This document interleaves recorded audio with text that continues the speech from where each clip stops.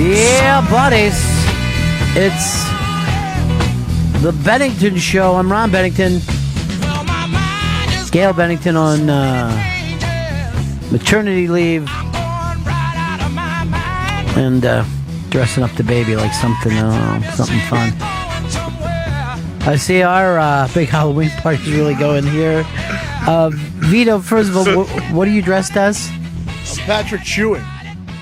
Patrick Chewing? Patrick Chewing, because sharks chew people. All right, so you're wearing a shark thing and then an old school New York Knicks. Yeah, Patrick Ewing jersey with the sharks. And Chris, what are you dressed as? I'm an overweight luchador, Ron.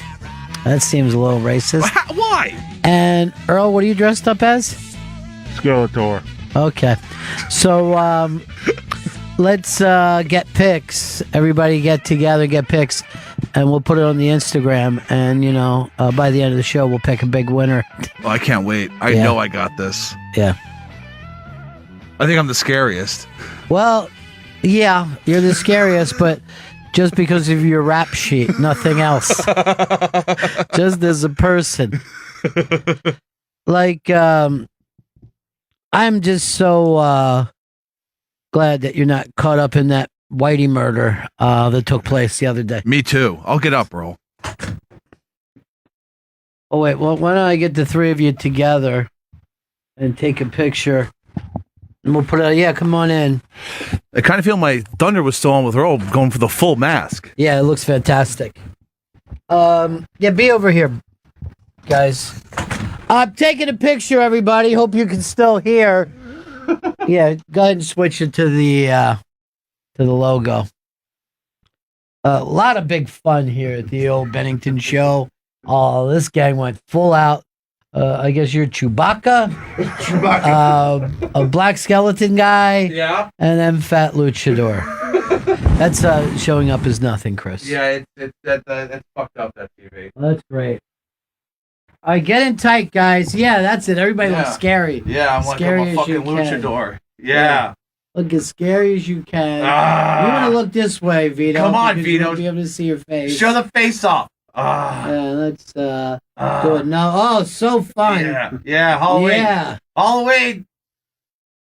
Moo. What kind of moo? Yeah, moo. He's a cow under there. Boo. What do we have candy-wise? What are we giving out this year? Milky Way? What are we doing? I also wanted to give out something with razor blades in it so we could get a little extra viral heat from that. Yeah. That's good heat. Here, I guess, is the big scary Halloween story. Some lady who has said that she's dated 20 different Yes, you can take your mask off, Earl. There you go. I mean, we took the picture. What more can we do? Some lady who says she's dated 20 different ghosts is marrying one of them. Yeah. So I just want to tell this lady what she's doing is called masturbation. That's it. She apparently met this ghost on a holiday in Australia, and then they started dating in Australia, and they've been dating for 9 months. And then after the 9 months, the ghost talked to her and proposed. I still think it's a little too soon. Right? I'm going to be honest. 9 months, and you met on holiday? How well do you really know that person? I mean, it's not even a person; it's a ghost.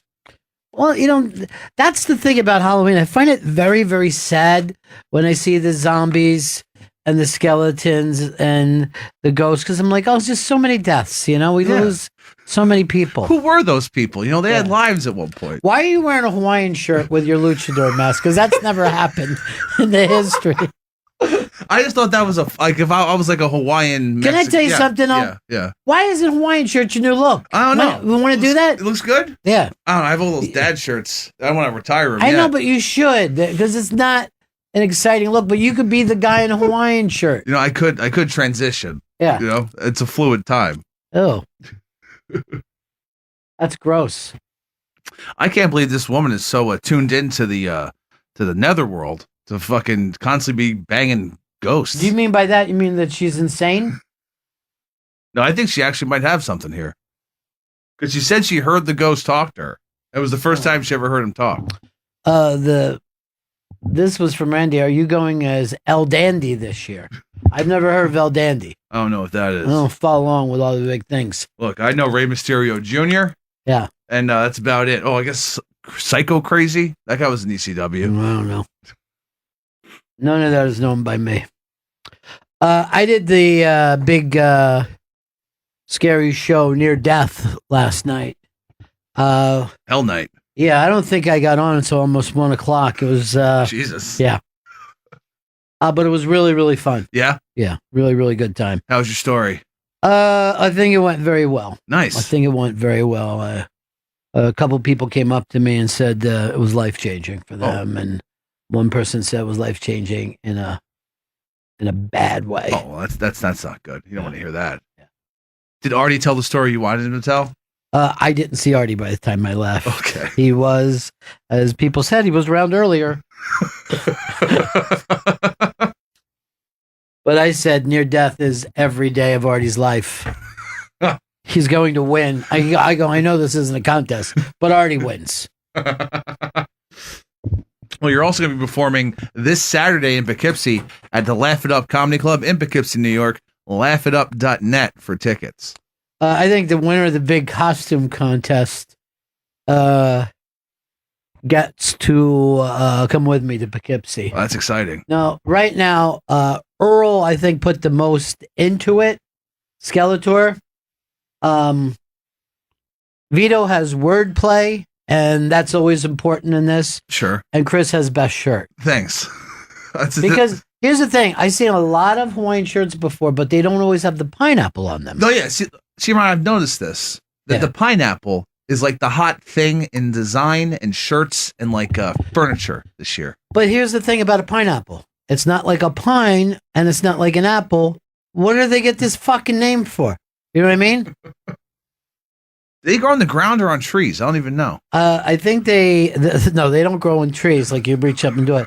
It's like a plant, and they pop out of it. God, it's like magic. But just put. Well, it isn't magic. It's nature. Yeah, give us the complete thing, and you see how it's on the ground there.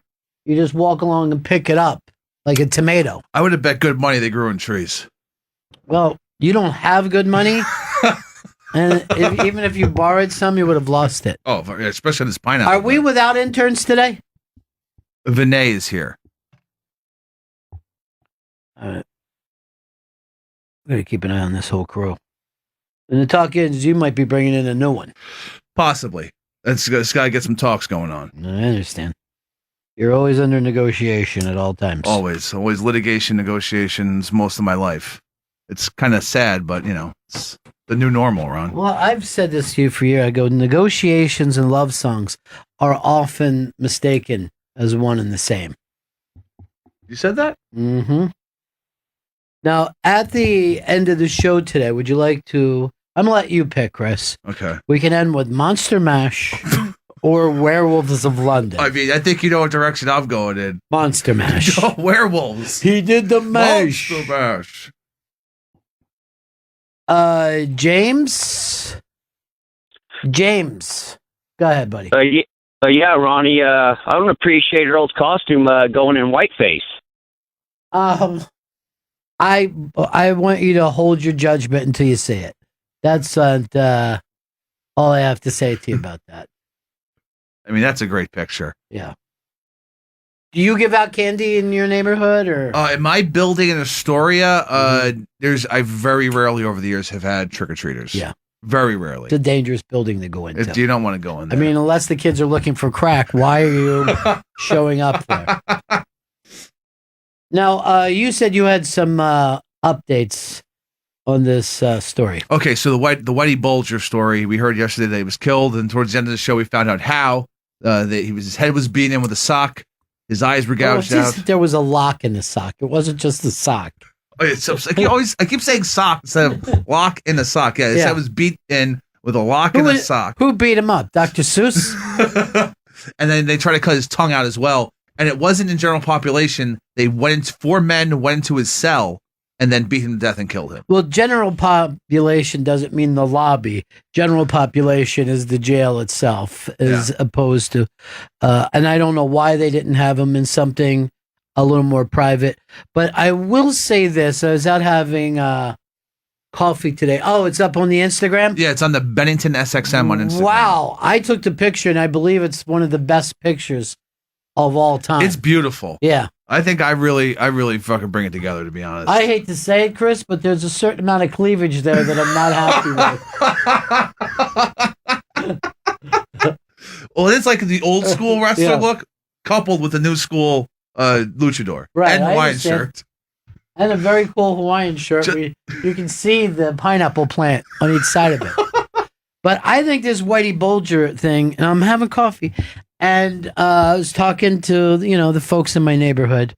The amount of joy people had that this guy, an 89-year-old man, was murdered so viciously. They say they were using it as karma, and there was a lot of anti-rat talk. Yeah, which is very, very odd. Yeah, a lot of people say snitches get stitches, and this is how a rat's life ends. You can't he's not getting stitches. His fucking head, his face was unrecognizable. And again, you killed an 89-year-old man. In a wheelchair. Yeah. He was sitting in a wheelchair in his cell by himself. And so they're saying the guys who did it, and the guy who orchestrated it, was this mob hitman who's already serving a life sentence. And he has a real beef with rats.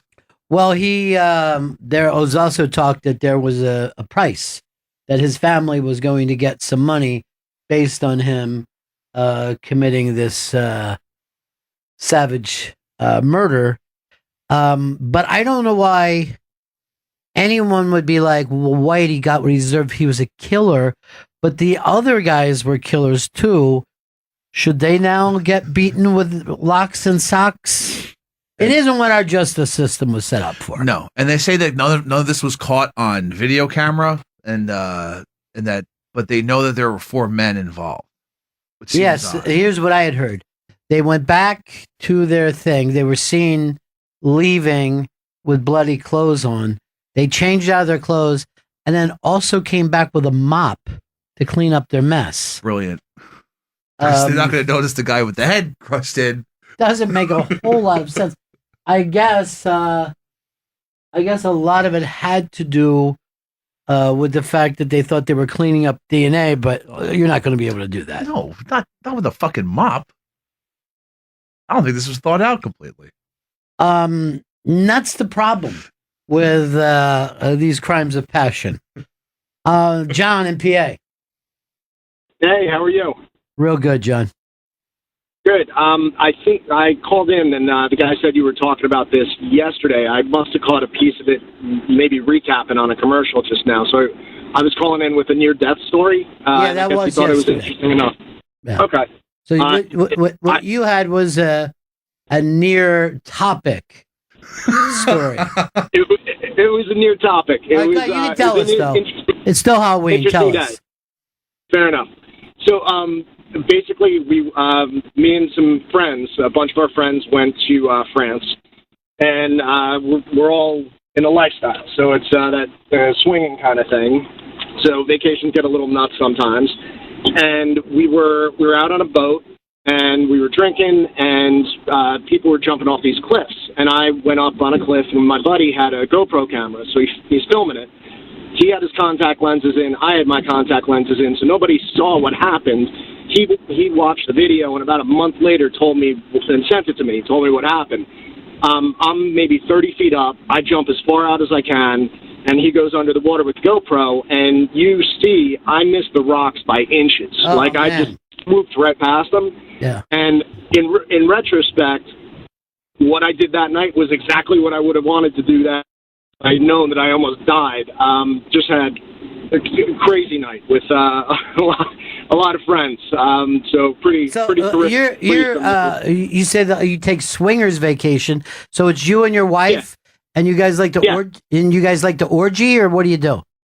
Yeah, it's only with close friends. So it's like people we've known, and like sometimes a new couple will filter into the group. So like they're pre-vetted and screened, and they're cool people. They're nice and good looking. Now, And yeah, how long have you been married? It'll be 13 years coming up. 13 years, and how quick before you started swinging? Well, we were together 8 years prior to that. Okay. We've been swinging for about 12 years. So we were married about a year. Now, I've always been very, very comfortable with the three-way situation. Yeah. It's when that guy comes in. Yeah, that seems That off-putting. I think my prejudice pops up, and that's a lack of character for me. But you love to see it? You love to see your wife with other guys? I like it. It's not like my thing. I'm not like the whole, I guess, cuckold or whatever. Right. I enjoy it sometimes. Yeah. But a lot of it's about, like, you know, if you're getting blown by 3 different girls at once, Right. like, It's just something you know, you I'm have not to gonna- put up with. But you ever find yourself getting jealous? rarely. Uh-huh. There's been a couple times over the years where I did, and honestly, like, the thing I like about that whole scene more than anything is it gets you to talk with your partner about stuff that you would never normally talk about, like those jealousy issues and stuff like that. Right. But you have to talk about it or you just fall apart. All right, dude. I appreciate the call. Not Peace. a problem, man. Have All a right, good take one. care of yourself. Chris, did you ever see yourself as a swinger? I don't think so. It's like the other dude sleeping with my girlfriend or wife would be the problem. That's a jealousy thing. That's a problem guys have. Yeah, or like in the same room as I would want that. You'd be okay if it was in a different room. No, that's Like if even he wor- took her by the hand off into a different No, room. I think that might even be worse. But you wouldn't even know what it is because you're all wearing luchador masks. The picture of, and I got to really pick a winner. It's going to be very, very difficult by the end of the show today, by the time we play Monster Mash. You want to hear Monster Mash, Earl, or Werewolves of London? I'm gonna go Warren Zevon. Okay, it looks like my crew is leaning towards Zevon. Surprising to me. All right, so it's up on the Bennington Instagram. Stevie Smith Sound says costume lemon party, which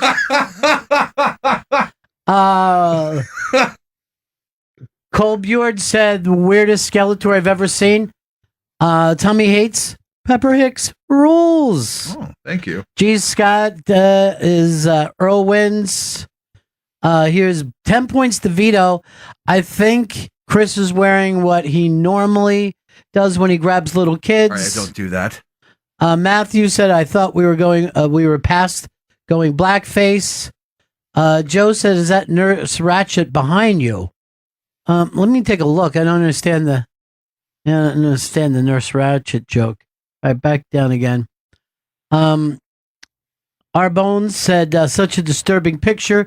Agree with Ron about the cleavage on Chris. Pina Libre came up from Trump Love. And then Costa Rican Spider-Man. I'm a luchador. I'm Yeah. not a superhero. Where's Vito at? Send him in here, would you? Come on, Vito. Showing off that shark costume. Vito got lucky, married a yuppie. He's wearing his full regalia today. Now, I want you to look at this, Vito, and forget that you're in it. Which one of these guys would you pick is the best costume? If it's just between Chris and Earl, I'm going to go Earl. Okay. This is bullshit. And you think Earl's better costume than you as well, if it's just between No, you two? just between me. I have wordplay. I have this great shark outfit. I'm in New York themed. But can I just tell you something? Unless you told me, I never would have guessed. Patrick chewing the shark. Yeah, there's nothing about, I never think of chewing when it comes to, I think of biting, but yeah. not chewing. Like chomp. Like No, I chew. get it, but no one ever said, did you hear? Someone was chewed by a shark. It just doesn't make sense. And you're just wearing a onesie. I mean, I got a luchador mask. I got a jersey and a onesie. John in Springfield. Ronnie, how you doing? Good. Hey, so it's funny you were talking about Dr. Seuss and a lock and a sock, because the guy who whacked him Yeah. is from Springfield, Mass, where Dr. Seuss is from. This is mind blowing. I feel like I'm winning the investigation. the pun. Yeah, the Halloween pun costume. Which You I are. guess You're a we fucking should have said genius. everyone It's should pun. unbelievable. So did you? So you know all about the mob there and the whole Providence thing, or? Yeah, Freddie G. Theodis Gius is a Greek guy who could never be a made guy because he's Greek, and you know what that's all about. So he arranged for the murder of Alphonse Big Al Bruno, who was the Genovese crime family head in Western Massachusetts. And then two mob guys turned on him. He ended up getting life, maybe a couple, 2-3 times. So that's why they say he has such a thing against snitches and rats. Wow, that's so fucking weird. I didn't even think the Mafia had enough heat to fucking carry off something like this anymore, you know? I thought it was all more of Mexican cartel type stuff. And Albanians or whatever. I've been told like the mob right now, like as far as Italians go, is mainly like owning just places, like not like doing as much murder, just like having fronts, like gas stations in Jersey and stuff, and car shops. Fronts for what? Drug dealing. I thought that the mob never wanted to be involved in drugs. Things change. Times evolve. Got to get in the drug game. Chris, the cartel luchador, gets it. I know you're running late today. You think you can get me some ice water, buddy? Thank you. I hate to make you walk down the hall in a onesie. Fuck, I didn't even think about that until you just said it. You like my tail? Yeah, I didn't even notice it. That's sexual harassment towards us. That's okay. I don't mind. I'm like Sarah Silverman that way. I don't fucking mind it at all. It's kind of Fine. exciting. Yeah, it's kind of fine with me. What's another big story today, Chris?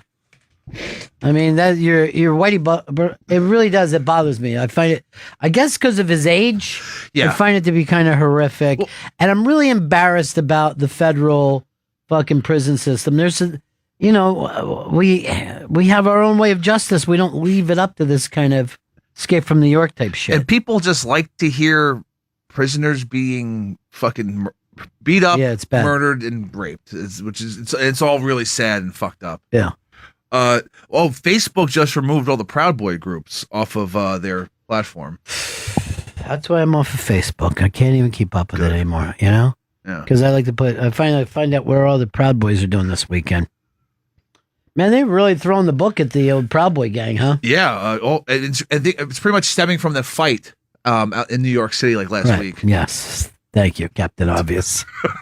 Did you see the guy, the Proud Boy that got arrested with a giant beard and the hair? Yeah. And how he's cleaned up and for his court appearance? I thought he looked no less ridiculous.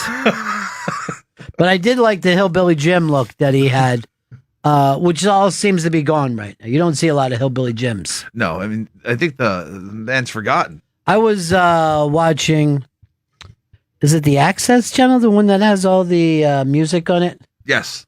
So I was watching a nice 1 hour documentary on Kansas, the band from the 70s. And that band could have been called Hillbilly Jim. I had no idea.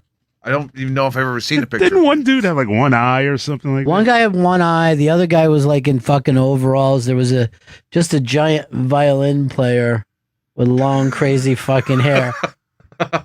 And then they were like one of the few American prog pop acts, I guess, in the history. They were a prog act that had a couple hit singles. Like Carry On Wayward Son, Dust in the Wind. Dust in the Wind. Yeah. There was one more. I can't remember it. I can tell you with full embarrassment, I saw that band a lot. They used to play. Really? Yeah, they were one of those bands that stayed out in the 70s like 300 fucking days a year. So they were always around. Point of No Return was the other one. How long? Well, I think that was an FM hit. I don't think top 40 hit. Yeah, they still play Dust in the Wind. Well, it's always popping up. Oh, yeah, Dust in the Wind will never go away. That song will be fucking played throughout the years until we're all finally Dust in the Wind. It got a big pickup from old school. I think people really started loving it again. That does happen all the time when, like Journey was like forgotten about pretty much until that Sopranos episode. The old "Don't Stop Believing" fucking came on, and a nation just said, "We're back, Journey. We love you." So you can sit in here. You know what I mean? You're a fun guy. Thanks. People like you. You know, since we switched times, I never see Sam around from Jim and Sam. We used to see him all the time when we did our other show. He's out. He's out right away now. Oh, I thought you meant he's out, like we're not talking to him. I feel like the last time I saw him was at the wedding. The wedding that they all said you shouldn't even have been invited to. I should not have. There's no... like, I was sitting there like, man, I've not talked to this guy in months. Even on the way up, I was saying to the ride, I was like, I just feel like I should have sent $100 and not come. Who'd you ride up with? Hot dog. You got a big dish coming today, huh? Big dish. You got a big surprise guest? Surprise guest. Can I try to guess? Yeah, try to guess. All right, first question. Is the surprise guest one of the Beatles? No. Okay, I think I got a guess then. Who is it? Springsteen? No, it's not. I mean, I tried. He's across the street. Yeah. But Trump? He's booked up. Is it Trump? It's not Trump. He's not allowed to do just... Would you say that this guy is as famous as Springsteen and Trump? I would say so. Okay. Is it Bono? Who said you were in on this? Yeah, man. I just thought I Yeah, I know, but here I am. I'm fucking, laying all the groundwork, and then you're going to come in and just try to steal it away. If I wanted a fucking muffled response by somebody in a mask, I would want it as an Earl. People have brought up about how his light muffled Skeletor. It's all up on the Instagram. It's actually really a great picture, you guys, and I might want to just have that as permanent background. I wonder why Earl's doing jazz hands. Is that jazz hands or spooky hands? All right, let me take a look at some of these. Earl's outstretched hand is thankfully covering Chris's wardrobe malfunction. Looks like Vito put in very little effort. True. All right, this from Cam just says fat trick viewing. Damn, I should have went as fat trick. That would have been great.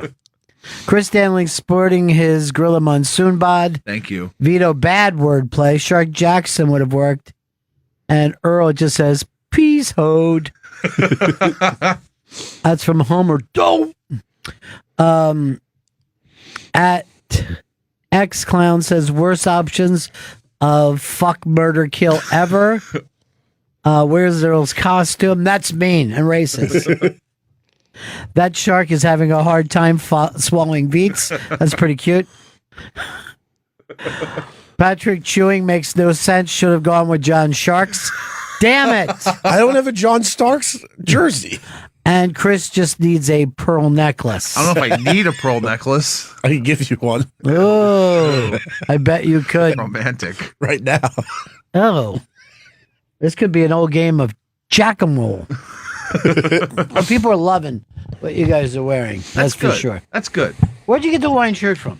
I think I got it from a Walmart or a Target. You told me you got it at the SpongeBob play on Broadway. No, I didn't. And the show with Monster Mash or Werewolves of London? For me, it's Monster Mash. See, that's why he's always on the outs with us musically. Yeah, because he doesn't know. He did the mash. He did the monster mash. I was reading this thing where that guy, that all the failed follow-ups that he tried to have, and I had no idea that. Yeah, I don't. Yeah. Was there one that was like a dance? It was like a moon dance party with Dracula. I feel like I heard of something about. I don't even remember what site that I saw this on, and I laughed, and then you could listen to the songs. I'm like, no, I think I'd start and feel bad about it if that happened. Is that it, Chris? The old Slate? Yeah, it's off Slate, yeah. All right, let's take a look at some of these. Really mean, the headline. Bobby Boris Beckett's increasingly desperate follow-ups to Monster Mash. But, I mean, you leave yourself open to it. All right, so there's Monster Mash. Oh, no. In 62, he tried Monsters Holiday. Let's take a little listen.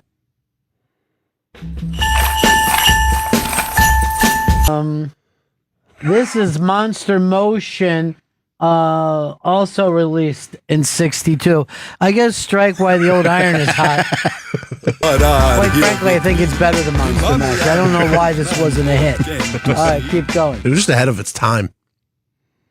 again in 62. This guy's just, and this one is an odd one. It's Blood Bank Blues. And I don't want people to think as a blood bank as something being horrifying. All right, let's take a listen. This is sad. I just get the feeling this is a man out of time. If he was born later, he would have been Adam Sandler. This one is Me and My Mummy. Let's take a listen. Yeah, these are not creative. Yeah, they're sad. Now, it looks like he took 1963 off. And he's back with a big summer classic, Monster Swim. This is really bad. All right, let's see what happened next. Oh, took 4 years off. Yeah. Wait a minute. I had no idea this. Bobby Boris Pickett was in the Box Tops? Is that what they're saying? Oh, no, they're saying that he had... He wrote the letter? I think they tried to do a joke. No, everything we said is wrong. Monster Rap came out in 84. This was the still in the very gold age of hip hop. Let's say the 22-year anniversary of Monster Mash too. So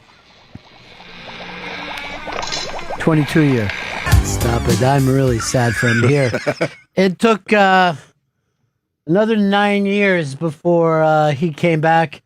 In 93, he did a song called "It's Alive," but it got taken off. It's not anywhere we can find. Oh,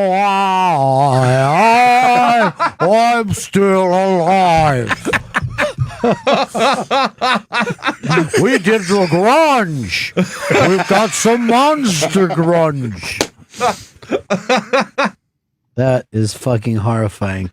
All right, so then we're all the way up to 2004. The Monster Slash, I guess, based on the horror films. Let's go to the next year. This is the Climate Mash. He's warning us.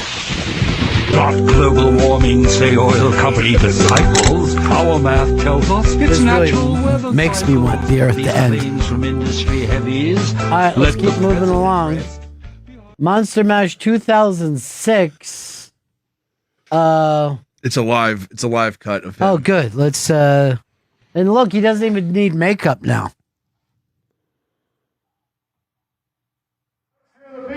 Well, they dig us. This is the dumbest thing. I would have booked this guy in a heartbeat.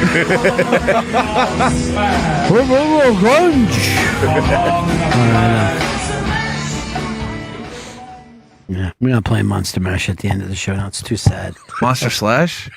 We might play Monster Slash. You got to wake people up to the environment. Yeah, that is true. We got to get to the bottom of that stuff. Hey, Rob, what's up, buddy? Rob, we got you? He look like he's got slashed. He's got telephone slashed. Vito, what's on your mind today? What's going on in Vito World? Well, I was going through my my old stuff as a kid, and I found this product that I forced my mom to buy me as a kid. And dildo? No, that was later in life. It was this thing called a digi draw, and I thought it was going to be the fucking coolest thing in the world. And it was a draw. It was a digi draw. Thought it was going to change my life forever. Forced you to order it. Even got took by the order in 5 minutes, and you'll get 2 of them. So I have 2 of these things at home called a digi draw. Thought it was going to teach me how to draw. I get it, and it's the most disappointing thing I got as a kid. It was just a piece of plastic that you would put a paper in, and you could trace the reflection of it. Sounds fantastic. But the issue was it was like this.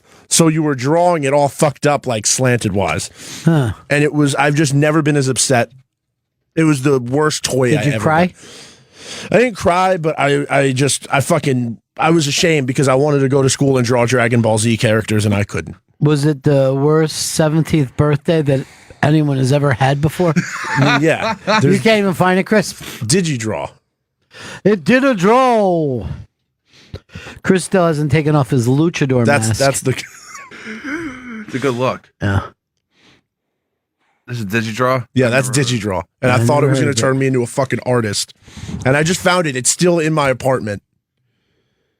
Well, why don't you get to work on it? Maybe now that you're older, you can start and ball, the Dragon Ball Z balls. It wasn't me that was the problem. It was the shitty product. And it just reminded me of all those things that you see on TV as a kid that you think are going to be amazing, and then you get, and they're just garbage. Or just toys in general. That was what I call Whitey Bulger moment. Mousetrap disappointed the fuck out of me as a kid. Because I thought it was going to be a fun board game with a cool fucking trap or whatever. Why did you get a board game when you were an only child and no friends? My parents would play with me sometimes. No one wants to play Mousetrap with their fucking kid. I know that now. I realize that. But as a child, you're like, hey, let's have some fun on fucking Saturday night playing Mousetrap.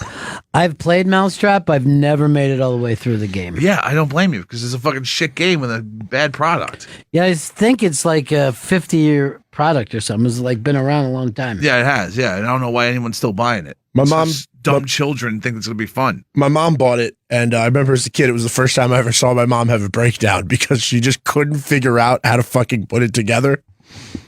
I thought the first time you saw her have a breakdown was when she ran out of Coke.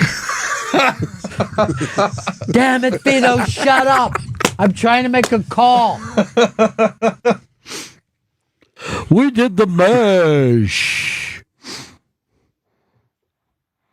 Earl, what about you? Disappointing toy when you were a kid? Yeah, we had one of those like electronic baseball games. Like, oh yeah. And none of the parts like really worked, and nothing would move around. Did you ever have the electronic football? Yeah. I wore out the vibrator.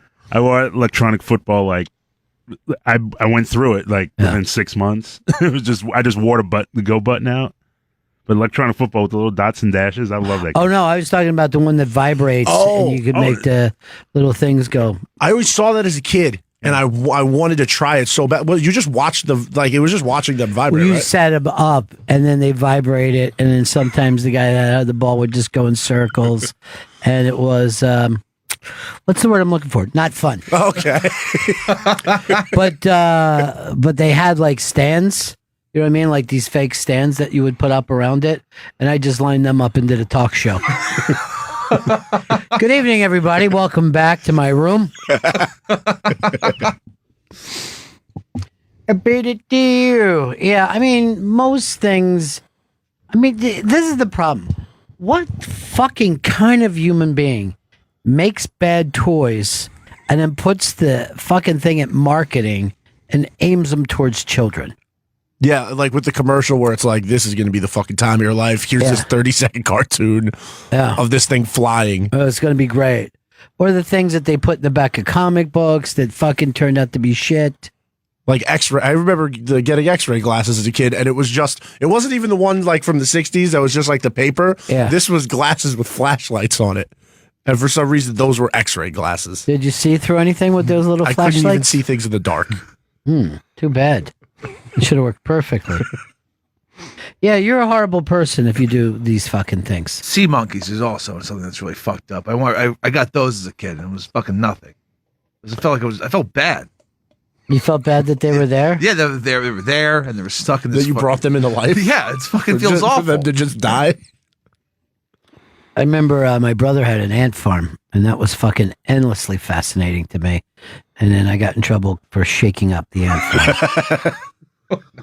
Like it was an Etch-a-Sketch. Because I wanted to see how they would come back from, a total fucking breakdown of their society. You're a scientist. Thank you. A mad scientist. That's a you had a hypothesis and you wanted to test it out. Instead, I was laughed out of the institute. But look at me now. I'm running 5 million fucking ants. Are flea circuses a real thing? No. There's no circus with fleas in them.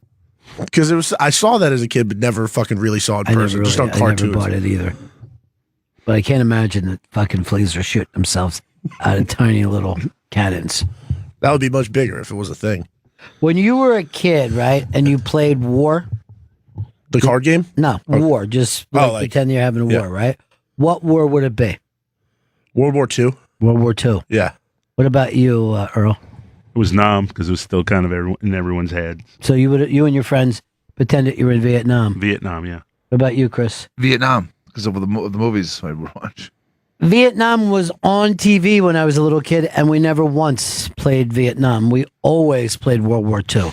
Yeah, Vietnam was like rarely brought up. I didn't really know about it till I got old enough to like read about it in school. But like, it's kind of like they just avoid talking about Vietnam. Yes, it wasn't something that people liked to talk about. No.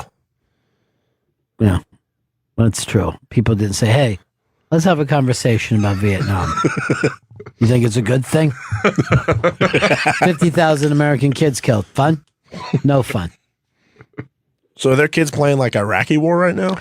I wonder. I don't know. I don't see kids playing war, and they go out of their way not to sell, war toys now. And like when I was younger, you could get like an M16 plastic thing and shit like that, Well, because I know like G.I. Joe got big. Like it was a war toy, and then when they stopped wanting to sell war toys, they turned it into the cartoon, and were like, no, this is just about like rescue people and shit. Oh, okay. I didn't know that they even did that. I saw it in that Toys documentary. I mean, I don't know Netflix. why you want to have little landmines for the children to play with. RC cars were really fucking disappointing when the ones that had a wire attached to the remote and you just had to walk with the RC car. What I was even thinking when Earl brought up Vietnam because of the movies, most of those movies were not really well received. Neither of the Iraq movies have been well received either, No. Did people like Jarhead? I don't think anybody showed up to see it, and that wasn't even about that. That was like in 1991. Oh, yeah, that was the Gulf Desert War. Storm. Yeah, it just happened to come out and. I mean, it starts with they're really fucking creeps in that. I mean, they're the bad guys in a way. They're real fucking dude bros. Earl, what was your favorite out of all the Vietnam movies? I Full Metal Jacket. Really? I'm a big Kubrick fan. I think it holds up. Very Well, that was the only movie that made boot camp look worse than Vietnam. Like when you got to Vietnam in that movie, you're like, oh, this is relaxing. Finally, we're out of that horrible fucking place we were trapped. Until the snipers started picking them off one by one. They kind of turned that into a World War fucking II scene. I don't know if there was a lot of abandoned warehouses in Vietnam. What about you? What's the best? Platoon is my favorite.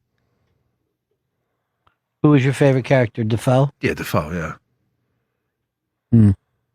Mine was Johnny Depp in the 2 seconds that he was in it. He got whacked real quick. Oh, I don't think he got killed. I think he was carrying that little girl out. I thought he blew up in the house.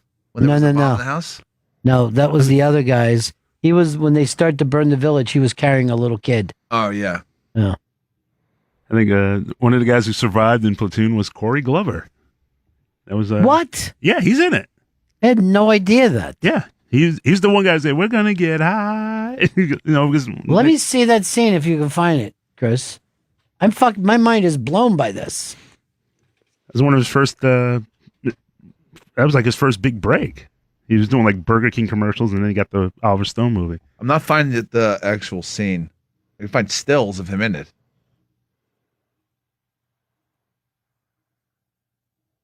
And that was a great soundtrack. My favorite thing was they did the slash. The Vietnam slash. It was all for gash.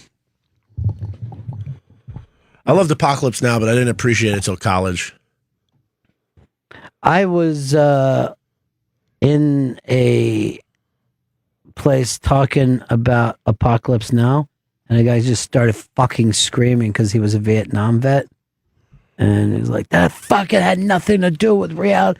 Like, yeah, I think we all get that, I think you better fucking chill out. We're talking about a movie right now. It's a little too close to home for you.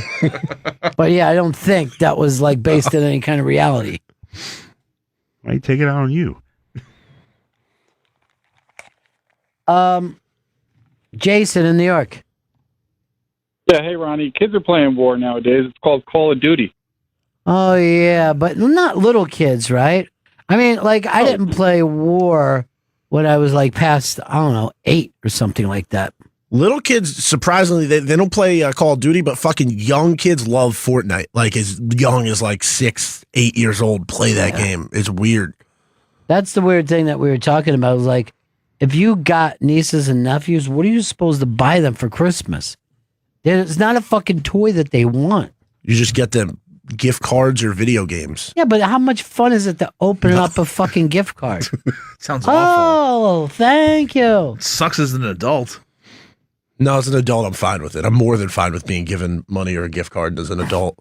Wait, what are you talking? We didn't mean you. I meant the person giving. Oh, I thought he said as Do an you adult. mean giving it? Yeah, giving a fucking gift card. Yeah.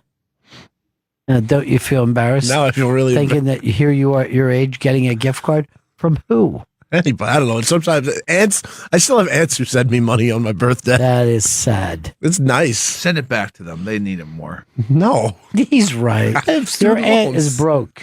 Oh, stop talking about your student loans. That was a giant mistake you made. You were never going to be a filmmaker. All right, let me read some of these. Let's see. Nice of Earl to help people with special needs. No white face, just white hands. Fez is rolling over in his grave, says Richie. Who's the natural disasters new manager? Bajibi needs some Visine, says Buck Petty. 3 producers pretending to be co-hosts. Vito Y. Here's one I like from the other runway. Looking good, guys. I like that. Yeah, it makes you feel good. Carmine says Chris does have impressive cleavage for a guy. Thank you. Here's one that says, "What is Vito supposed to be? A loser baby shark." Product of modern chemistry said, "Did Vito even add the CH to Ewing on the jersey? That would have been better." Lazy. Yeah. Lazy. I didn't want to damage my jersey. I mean, it's still my basketball jersey. Just commit to it. Why are you still wearing a Ewing jersey, man? Because you stuck in the past? I'm very. I don't want anybody from the current team's jersey. I got to tell you guys right off the bat, and don't take it the wrong way. I got Earl leading this thing, in my opinion. God damn it. You just put a shitty black mask. Yeah, but look how great it looks with the coat and everything. I'll say this, Vito, from right now, you're in last place. Fuck. I just don't see chewing working. Sharks love to chew. Everybody says chew attacks. You say Jew attacks? Hey, dude, we just had that the other day, so careful. Keith in Pittsburgh. Hey, Ronnie B, we're about the same age. I think it was Earl I talked to, but when we were kids, we had two different types of cars to collect or play with.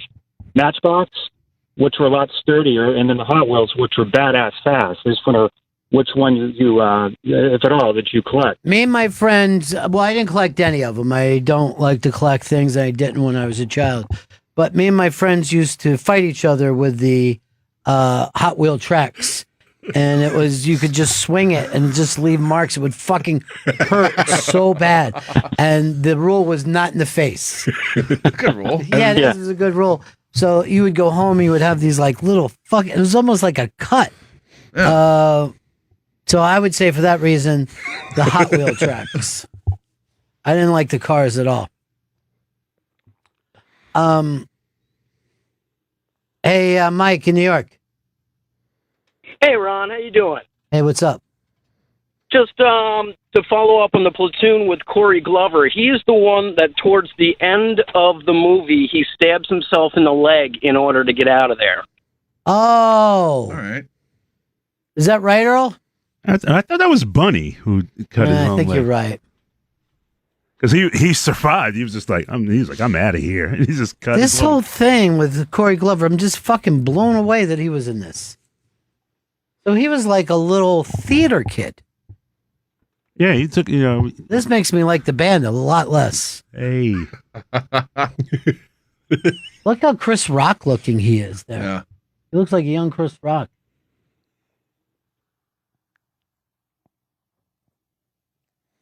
That movie was so fucking depressing when I saw it. And I remember when I saw it, there was a lot of dudes wearing like their old fucking jackets and shit. A lot of people were really moved by that one. I'm like, oh, well, too real for me, guys. I just wanted to come out, see the fun fucking movie, Coming up in just a couple of minutes, we are going to find out who the guest is for Dish. And the hints we have is not a member of the Beatles, every bit as famous as Springsteen or Trump. And I'm not lying about that. Let me just ask you this. Okay. Has our Dish guest walked on the moon? He wasn't the first man on the moon, but he was up there. That's Buzz Aldrin. We're definitely going to be dealing with Buzz Aldrin. I didn't say Buzz Aldrin, but he should have been the first man on the moon, and everybody knows that.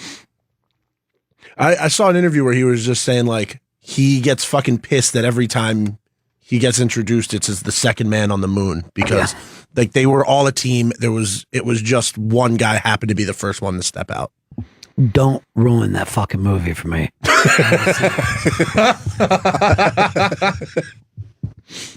I don't know whether I want to do a Coke or cappuccino, but I was out late. And I don't know what I'm looking for, the juice that I'm looking for. We can get you a cat. I don't want one. Get you a Coke. You know why? What happens? It's kind of shitty by the time it gets up here.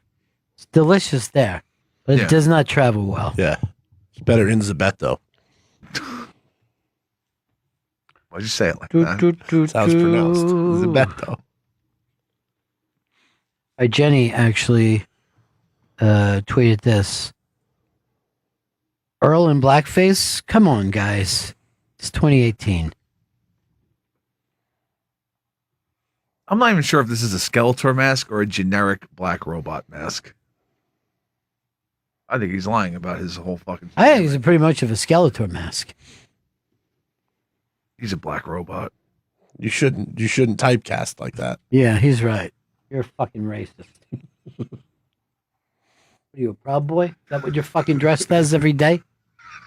I don't have a tattoo. I bet you didn't jerk off today. I did. Hey, Meatface. Hey, I did some producing work for you since Proud Boy got lazy there. I found the clip of Platoon with Corey Glover. Oh, great. Where'd you find it? It's on YouTube. Platoon, We're Gonna Get High. Let's take a look at that. I remember that scene, too. It was one of my favorite scenes in this whole thing. Hey, Taylor, that you? Hey, Francis. Hey, man, how you doing? I'm okay. How you doing? Fine, man, just fine. Hey, dig it.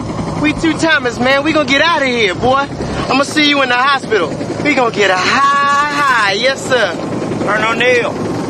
I didn't even recognize the man. I would not have known that was him. Yeah, I mean, that was... I remember after I met him a couple of times, and I went, he looked really familiar. And then Platoon, I think, came on cable or something, and I was like... Was he like, I'm a theater kid. Theater kid's on the way. I'll be some kind of famous. You'll see one day.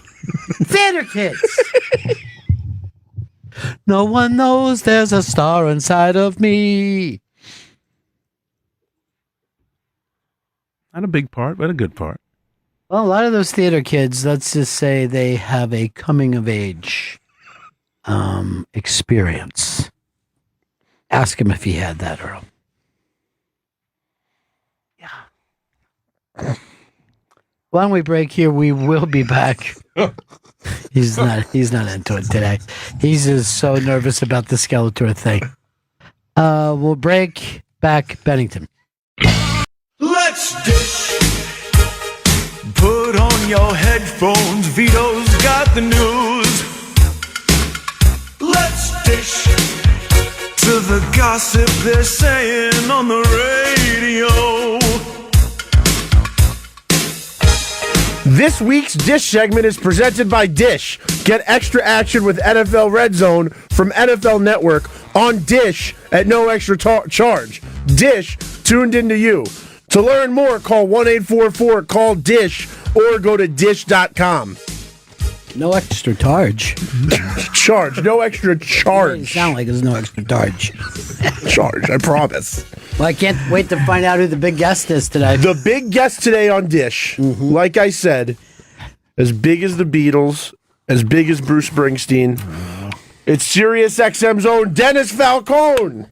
Dennis! Thank you. How many people canceled? Before you got to You me. got us. You got us, buddy. We talking Halloween songs today? Yeah, what are we doing? Talking Halloween Monster Mash We're coming not up? talking Monster Mash. We're talking celebrity Got a dish whole list of them. gossip. He's got a whole list. Look, his list there. He's got a whole list. That's not what we're doing at all today. We're doing celebrity gossip. And first of all, you could hear Dennis Falcone on Sirius XM's 70s on 7. How many times you playing Monster Mash today? Today we're playing it every 70 minutes. 70 minutes. Yeah. Because of 70s. That's right. And then we play Bohemian Rhapsody. Oh, that's fun because of the big Queen thing. Yeah. Yeah. I heard that movie is, I heard every bit as good as Queen. Somebody said, it's a great family movie. Yeah. I said, it's about a flamboyant singer who had a tough life and died of AIDS. So glad you said flamboyant. I thought you were going with another place. Oh, that no. was okay in the 70s. No, you have to be, Did you see me in the sombrero? Yeah. Just wearing my sombrero around all the time, huh? Yeah. So what do you got today? So my first dish, and this one is on the interrobang.com right now. It's about Bob Saget. And Bob Saget is going to be hosting a new version of America's Funniest Home Videos, which is going to be more adults only. Oh. Yeah, it's going to be called Videos After Dark.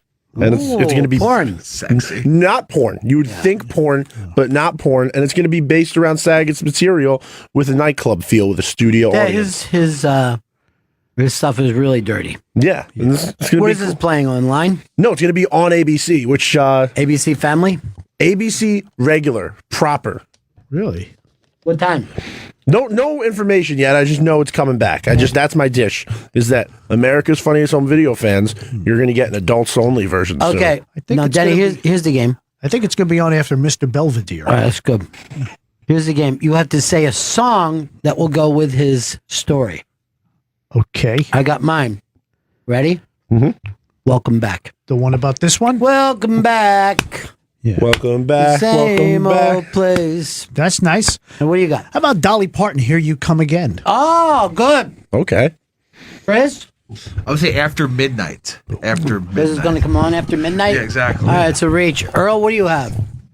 Wilson Pickett? I'm going to say Midnight Train to Georgia. You just stole his midnight. Yeah, you're just thing. ripping There me was off. no midnight. I never in said. his story. I just said after dark. That could be any It's not time. midnight. The show's not on. No. But Earl just stole from, so I'm going to give Earl 1 point. Oh, come on. Congratulations, steal it. Earl. That's a positive? Yeah, to me it's a positive. You're stealing stuff from your coworkers.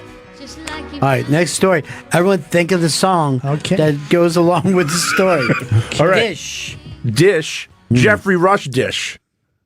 So this actress, Erin Jean Norville, is in a lawsuit right now. So Jeffrey Rush is actually suing this newspaper, the Daily Telegraph, because of it printed an article about claims she made. Now, here's what she said. She said she felt belittled, embarrassed, and shamed after Jeffrey Rush gestured groping her breasts while bulging his eyes and licking his lips during rehearsals for King Lear.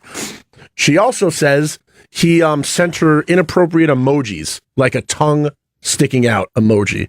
Oh, I think she's a little on the sensitive side there. This was an eggplant emoji. That would be Dude, that's fucking racism. What? No, it's fucking text culture. Why does Dish have to be anti-Italian every week now? So everyone come up with a song. What do you have for this? I Touch Myself, the vinyls? Oh, I Touch Myself.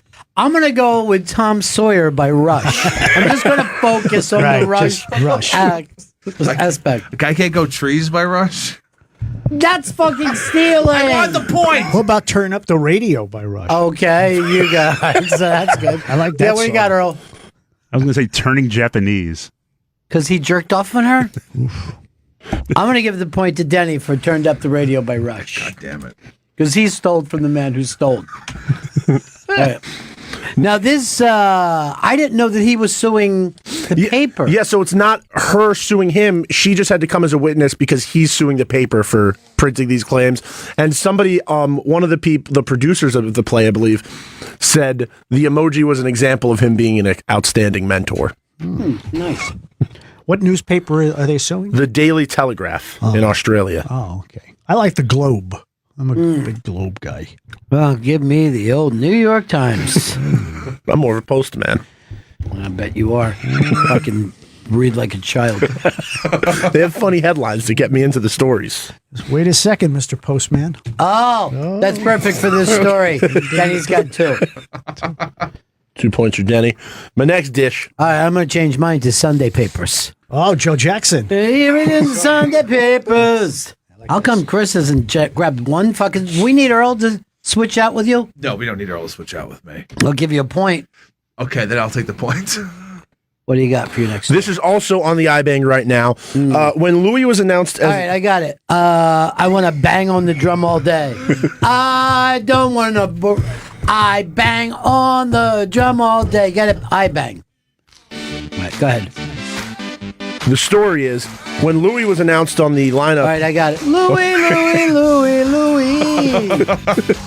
When Louis was Turn announced... that off now, please. You're driving us nuts. We already moved on to another song. Yeah. When Louis was announced on the Comedy Cellar lineup on Monday night... This is Louis C.K.? Louis C.K.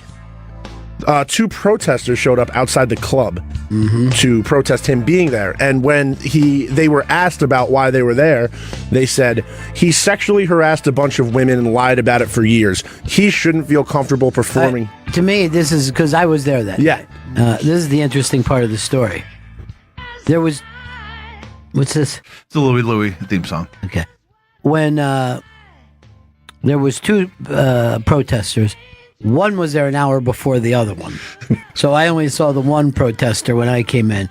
But and then the other protester came. But according to the New York Post, the protesters descended on, and that, if you check it, that has been picked up fucking everywhere.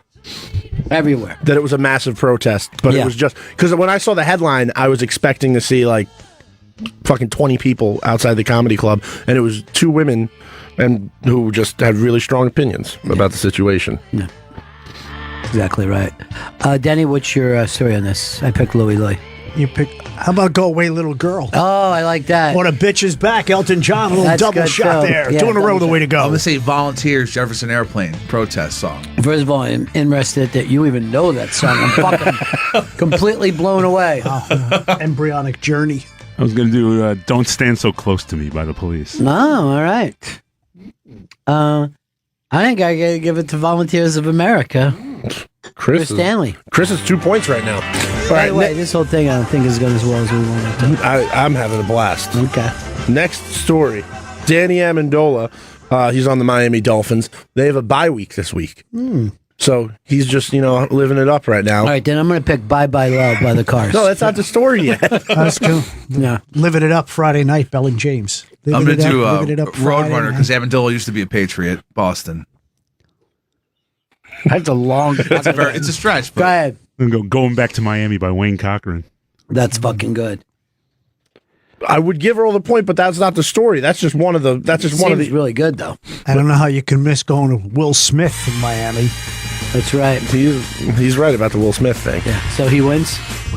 But we didn't start the story yet. What is the story? The story is that Danny Amendola is dating this chick, Olivia Culpa, famous model. But while he's in Miami, he's not with her. All right, I got one. Okay. Please, Mr. Please, Olivia Newton-John.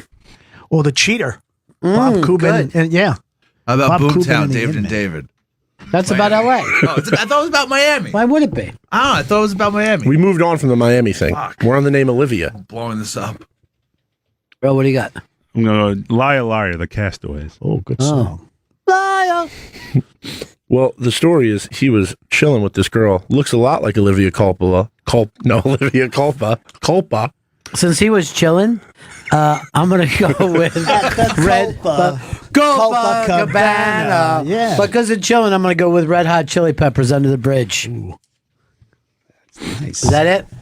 Would that get it? I would go Red Hot Chili Peppers because the chill talk. Yeah. Song's about heroin. Go ahead. Yeah. Chris, go back to that picture. That is Amendola with this chick who's not his girlfriend, and he's rubbing up on her head while they're talking. And that's just something I don't think you should do when you have a girlfriend. Mystery Miami. You know, that's a little too sexual for me. It's not sexual at all. They're just friends. Maybe Meet saw that ass. maybe he saw like a fly in her ear. No, he's getting too close and too comfortable. Is there a song called Eat That Ass or Try to Put Your Tongue on That Bunghole? There's Eat the Booty Like Groceries. All right, there we go. You got that one. Is the city I live in, the city of angel. Lonely as I am, together we cry.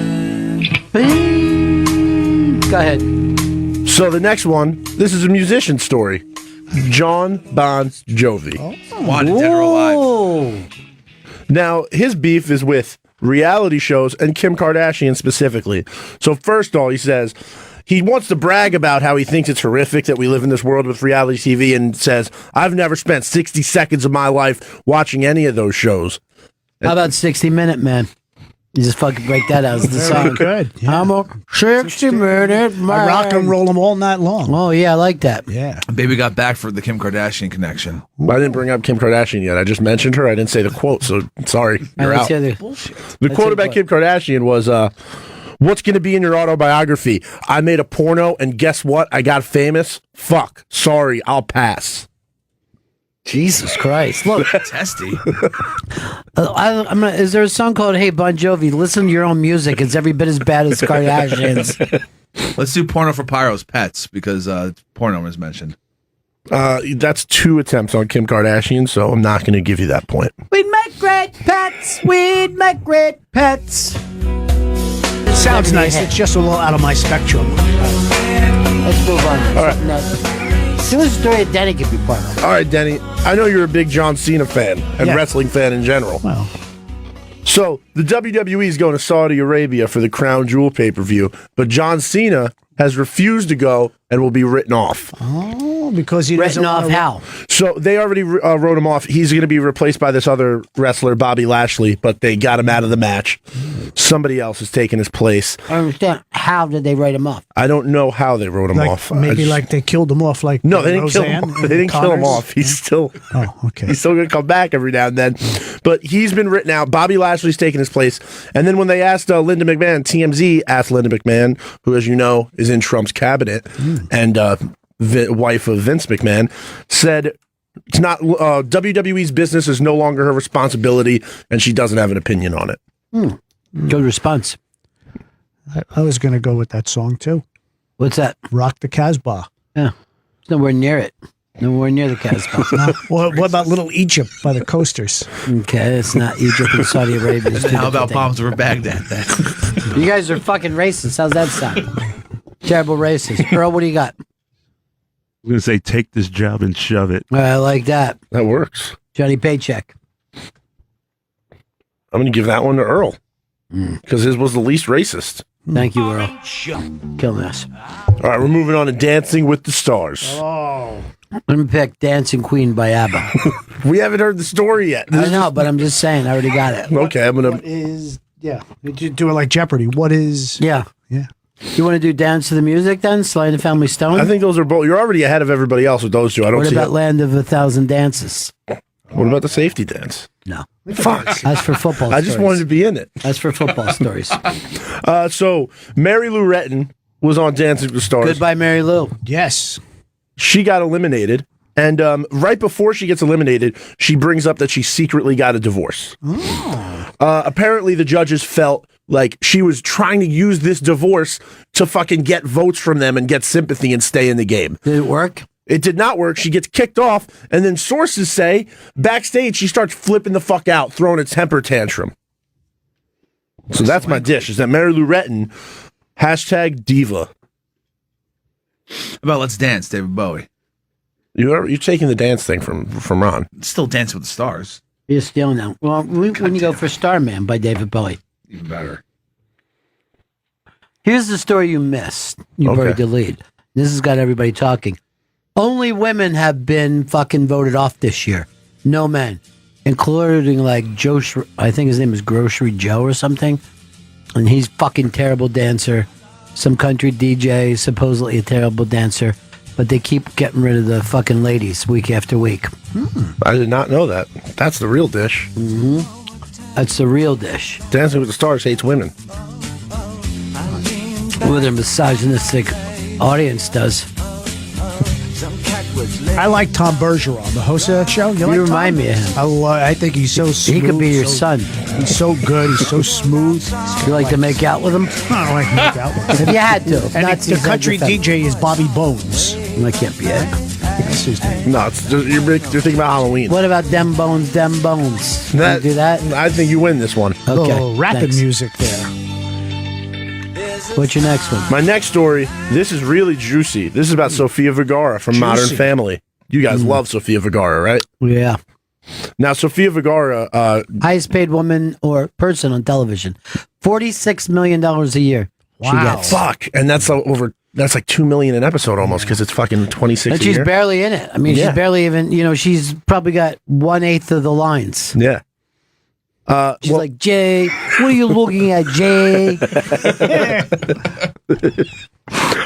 She got divorced a while ago. Now she is with Joe Manganiello. And I got the song. Say It Ain't So, Joe. Say it ain't so, Joe. And her ex and her got some embryos frozen together to have kids in the future. Now that ex is trying to sue her to get the rights over those embryos. She wants them destroyed. He wants to keep them. The dish here, this is the dish, is people think she's trying to do this to fucking ruin her marriage to Joe Manganiello. That this is all a ploy by him to screw her over and drive a wedge in between them. Because this scumbag had kids like a year ago with another woman. So it's not like he's doing this to bring another life into the world. He just is trying to fuck up her new marriage. I feel like everyone's playing God on this one. You know? That's cold as ice. Let's go with Dear God, XTC. What do you got, Earl? Be My Baby at Ronettes. Oh, that's sad. Any songs with embryo in it, Denny? How anywhere? about Freeze Frame? Oh, I love that. Freeze Frame. Jay Giles. I'm going Dear God XTC. Point to Ron. Thanks. And now the game tied 4 ways. How? Everybody got 2 points. Great song. Does that go to Denny? Stage fright? I gave you the point, but okay. Now that was how the game got tied. I say. No extra points though for. We can do half a point. No, it's stupid. That's You're right. the same fucking problem Sophia is going through right now. All right, we got a sports dish coming up. Oh God! For all you sports fans out there. Hey, sports shorts. This one's about Rick Pitino. You know Rick Pitino. He used to coach over at the University of Louisville. And that's what do you got? Scenes from an Italian restaurant. Oh, a bottle of red. Because he's Italian. A bottle of white. Because didn't he get in trouble? Yeah. Oh, like all Italians, they try to fucking cheat everybody. I feel like this doesn't have to be a recurring theme. Why are they always cheating people? We're not always cheating people. Rick Pitino. Yeah. The guy who killed fucking Whitey Bulger. Yeah, that guy was very Italian. Oh, wait, I got this. Take it down. Because of the Whitey Bulger thing you brought up? Yeah. Eyes without a face. Look, Earl is literally worshiping me right now. Let's come up with bands that you think are bigger and better than the Beatles. I'm just right off the bat say ZZ Top. It's kind of sacrilegious there. Yeah. You don't even go. I mean, better than the Beatles could be the name of this show right now. Well, there was a country song by Joe Diffie called Bigger Than the Beatles. Oh, Joe Diffie then. I put him as bigger. Yeah. Who you got, Chris? Oh, Oasis was definitely bigger than the Beatles and better. I've never heard of them. Earl, who do you have? Black Group? War. Yeah, I know you would. How about I know you would. Plateau? Plateau, yeah. Everyone thought they were the Beatles there. What is it? Interplanetary? What was that? That's good. NWA. That's what you're thinking of. No. Whatever happened to these guys? They kind of split into two factions. There's a fake war going out with like one original member, and then there's the lowrider band, which is basically the guys who made the hits. Yeah. These guys have to buy the name. Unbelievable. I remember many years ago I was working at a radio station, and we hosted an oldies show, and they had one of the female Motown groups, and they were, 21 years old. So I said, how would you ladies like to be introduced? They said, don't be doing any of that Motown crap. What do you mean? That's your legacy. Because a lawyer, you could go out and buy any names of groups that are not... Go try to buy the Beatles then. Yeah. And you can currently hear Dennis on Sirius XM 70s on 7. Where you can hear more music talk. You mean right Dennis now? No, not right now. He's You just here said currently. He's here right now. I mean, You did say currently. I did say currently. I meant like in the grand scheme of time. I was on, but now I'm gone. Who are the other DJs there? We have Magic Matt. He's good. J-Bo. J-Bo. Yeah. Casey Kasem's on the weekends. America Top 40. Isn't he dead? No, he lives on the 70s on 7. It's countdowns. King of the countdowns. I like to count up. Get the number one song out there while the people still listen. And finally, at number 40, song no one heard of. My Rick Pitino story was that Rick Pitino is trying to coach Like the a lying Italian, always stealing from people. He's not a lying. people up. I mean, he is specifically a lying Italian. Was it a smash and grab? No, it was not a smash and grab. B&E. Stop, Chris. Don't be a finance. Well, finance is great. Yeah, but I don't want. It doesn't have to be every week. Doesn't have to be fuck Italians. Fuck Italians. No one said fuck Italians. You said grab a monkey in an organ and go out and make some money for yourself. It feels like fuck Italians. You gotta admit, Ian Finance makes you better. Ian Finance, I think the rage he brings out with his racism against my people makes me better.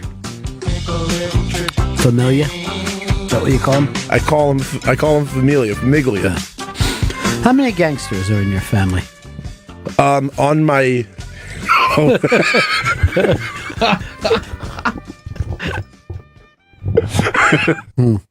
So quite a few, huh? Yeah, on my...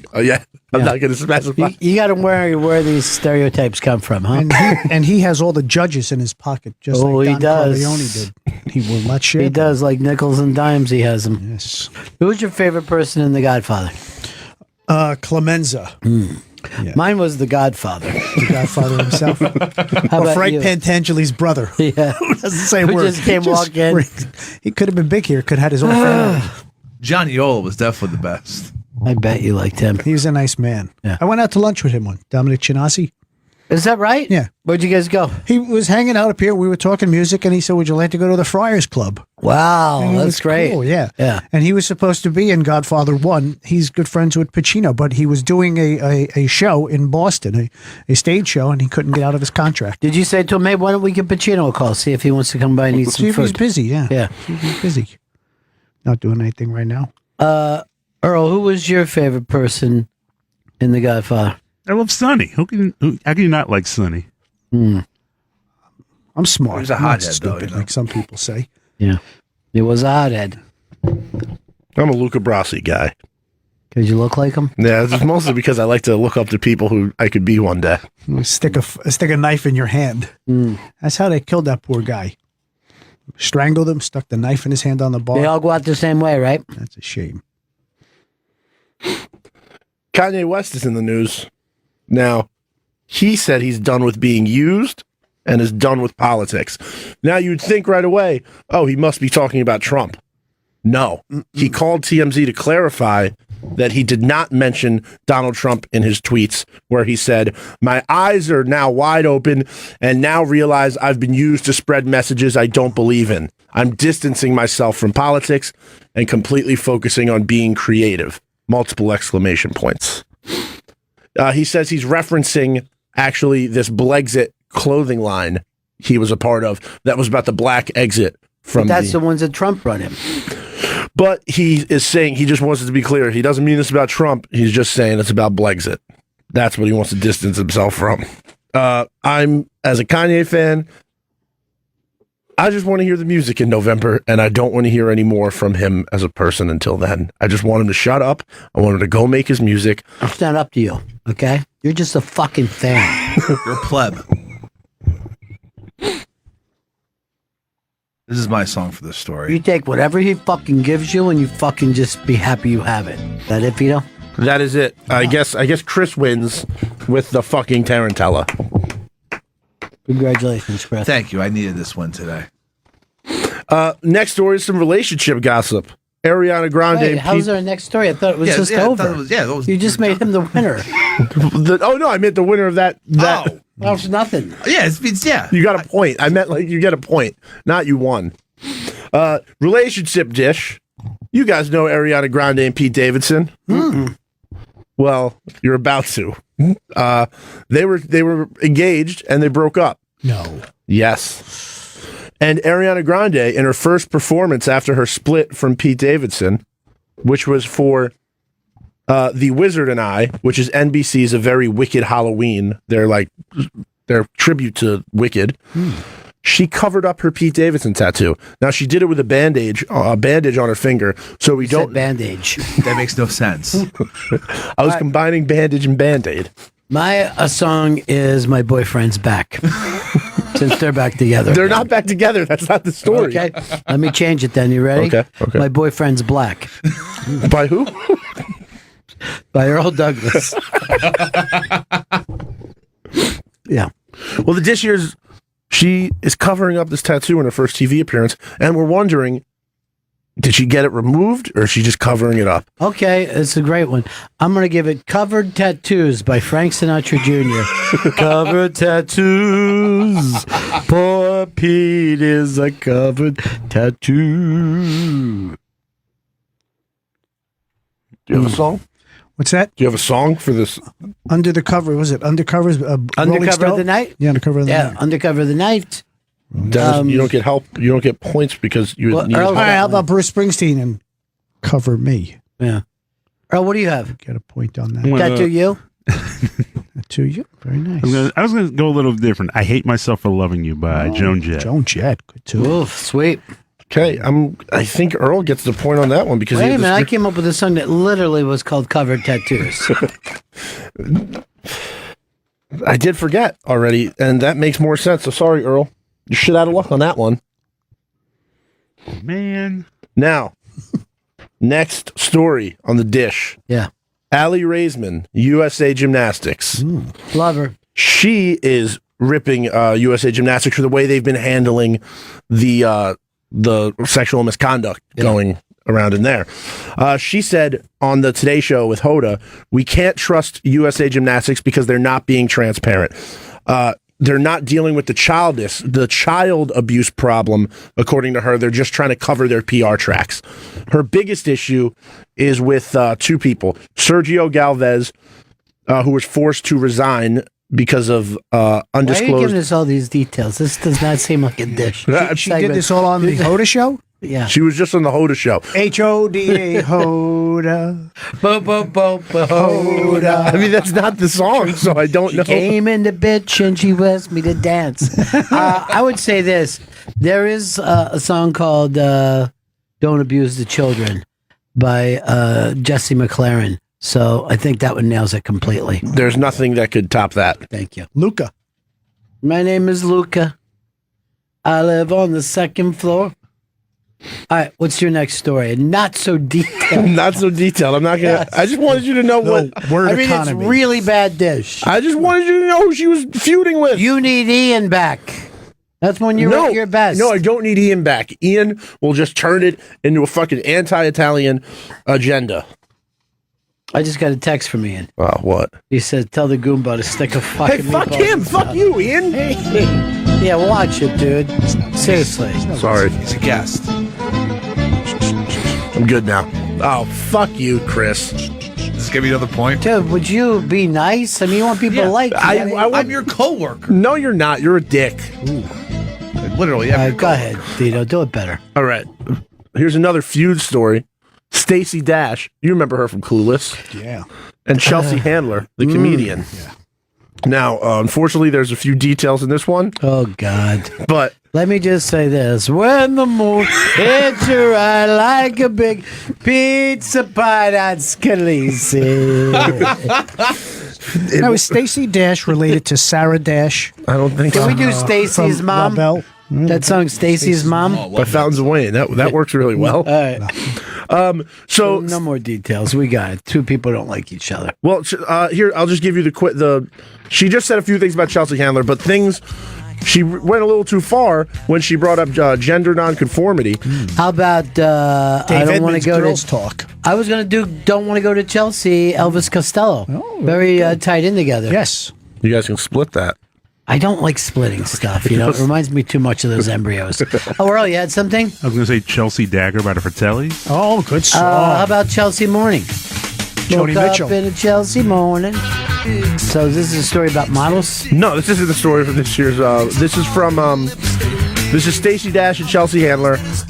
Stacey Dash was making a speech, and at one point she says, when talking about gender nonconformity, right now the kids are being taught other How things. about the kids in America?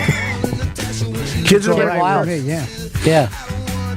The kids in America are being Looking taught. out the daddy out window.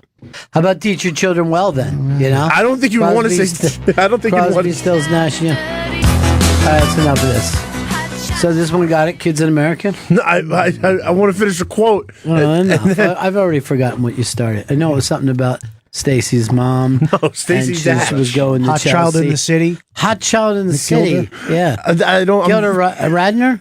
No, Nick Gilder. No, too bad. Gilda Radner's would have been better. That's right, because if she had married him, she would have been Gilda Gilder. That's true.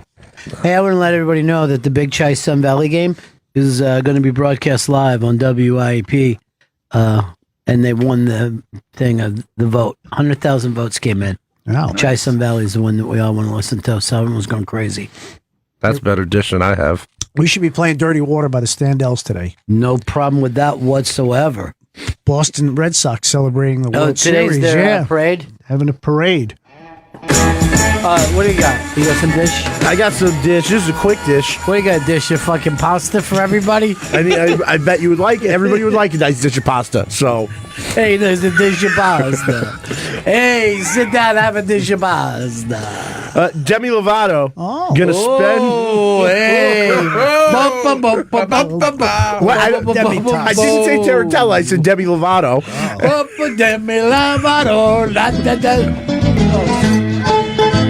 Go ahead. What do you got, Vito? Demi Lovato's going to be in rehab for the rest of the year. For the rest of her life? No, for the rest of the year. What is wrong with her? What's she addicted to? She remember she had the overdose, the No, I opiate. don't remember nothing about it. That was like that was a month or two ago. She had an opioid overdose. And They're like animals. Let them take care of themselves down there. that's all the dish there. No details. Just Demi Lovato rehab till 2019. You know, make her feel better. Nice dish of pasta. Some gabagool.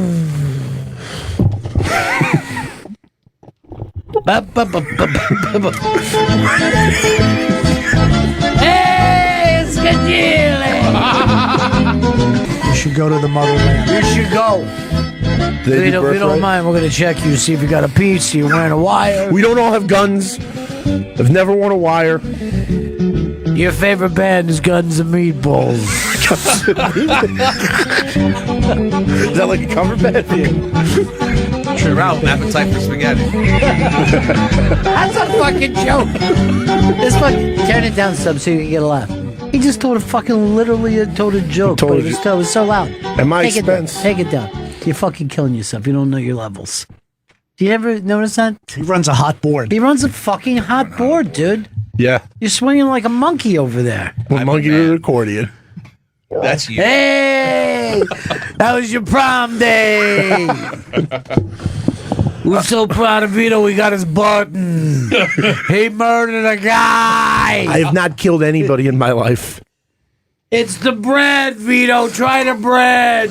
Well, bread is a great part and a staple of a meal. Okay, carbs are great. Italian. Put your eggs in the middle of the toast. Make a little hole in the toast and cook the egg in there. Make it good. Dennis Falcone is here, And you can hear Dennis on Sirius XM's 70s on 7. Today, Monster Mash every 70 minutes. And my last dish. Well, first I'd like to say, this week's Dish segment is presented by Dish. Get extra action with NFL Red Zone from NFL Network on Dish at no extra charge. Dish, tuned into you. To learn more, call 1-844-CALL-DISH or go to dish.com. Fill that dish up with some nice skin jelly. I wouldn't mind that. Now, the last dish Baked clams, Vito. Bake a clam. The last dish is, this is the hottest news of the week. This is Cardi B versus Nicki Minaj. Oh. So it all started where Nicki Minaj went on her Queen radio show, which is a podcast. What about Nicki Don't Lose That Number? That you don't even understand how perfectly that works right now. Well, it sounds like I'm a big winner then. Go. Because this all started with Nicki claiming that Cardi fucking leaked her number out. Oh, Nikki, you're so fine. You're so fine. You blow my mind. Hey, Nikki! Hey, Nikki, get a nice plate for yourself. Sit down over here. Oh, now he's in it too. Vito. Let me hear you do your Italian guy voice. But I had no choice. I had no choice. That's good. I don't think that was very good. Chris, do yours. You want some brajol? Hey. He's just copying your voice. That's not even original. Hey, want some brajol? That's Mario? Yeah. It's me, a guinea. I don't think you can do that, dude. Yeah, that's too far, dude. That's too You can't use far. the G word. Yeah, that's a G word. I didn't know You that make was everything worse. Oh.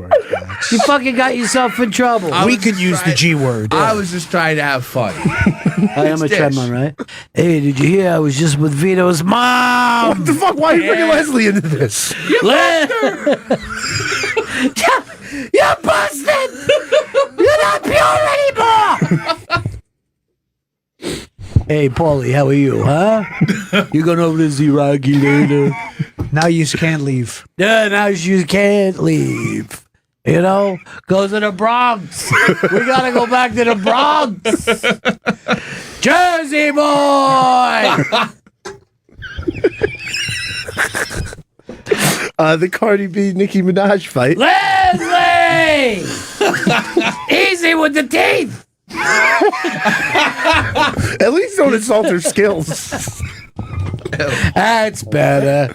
Nice and Nice. Oh, why do you freak out? It's my mom. Why does he run out of the room? Dancing, spit on it.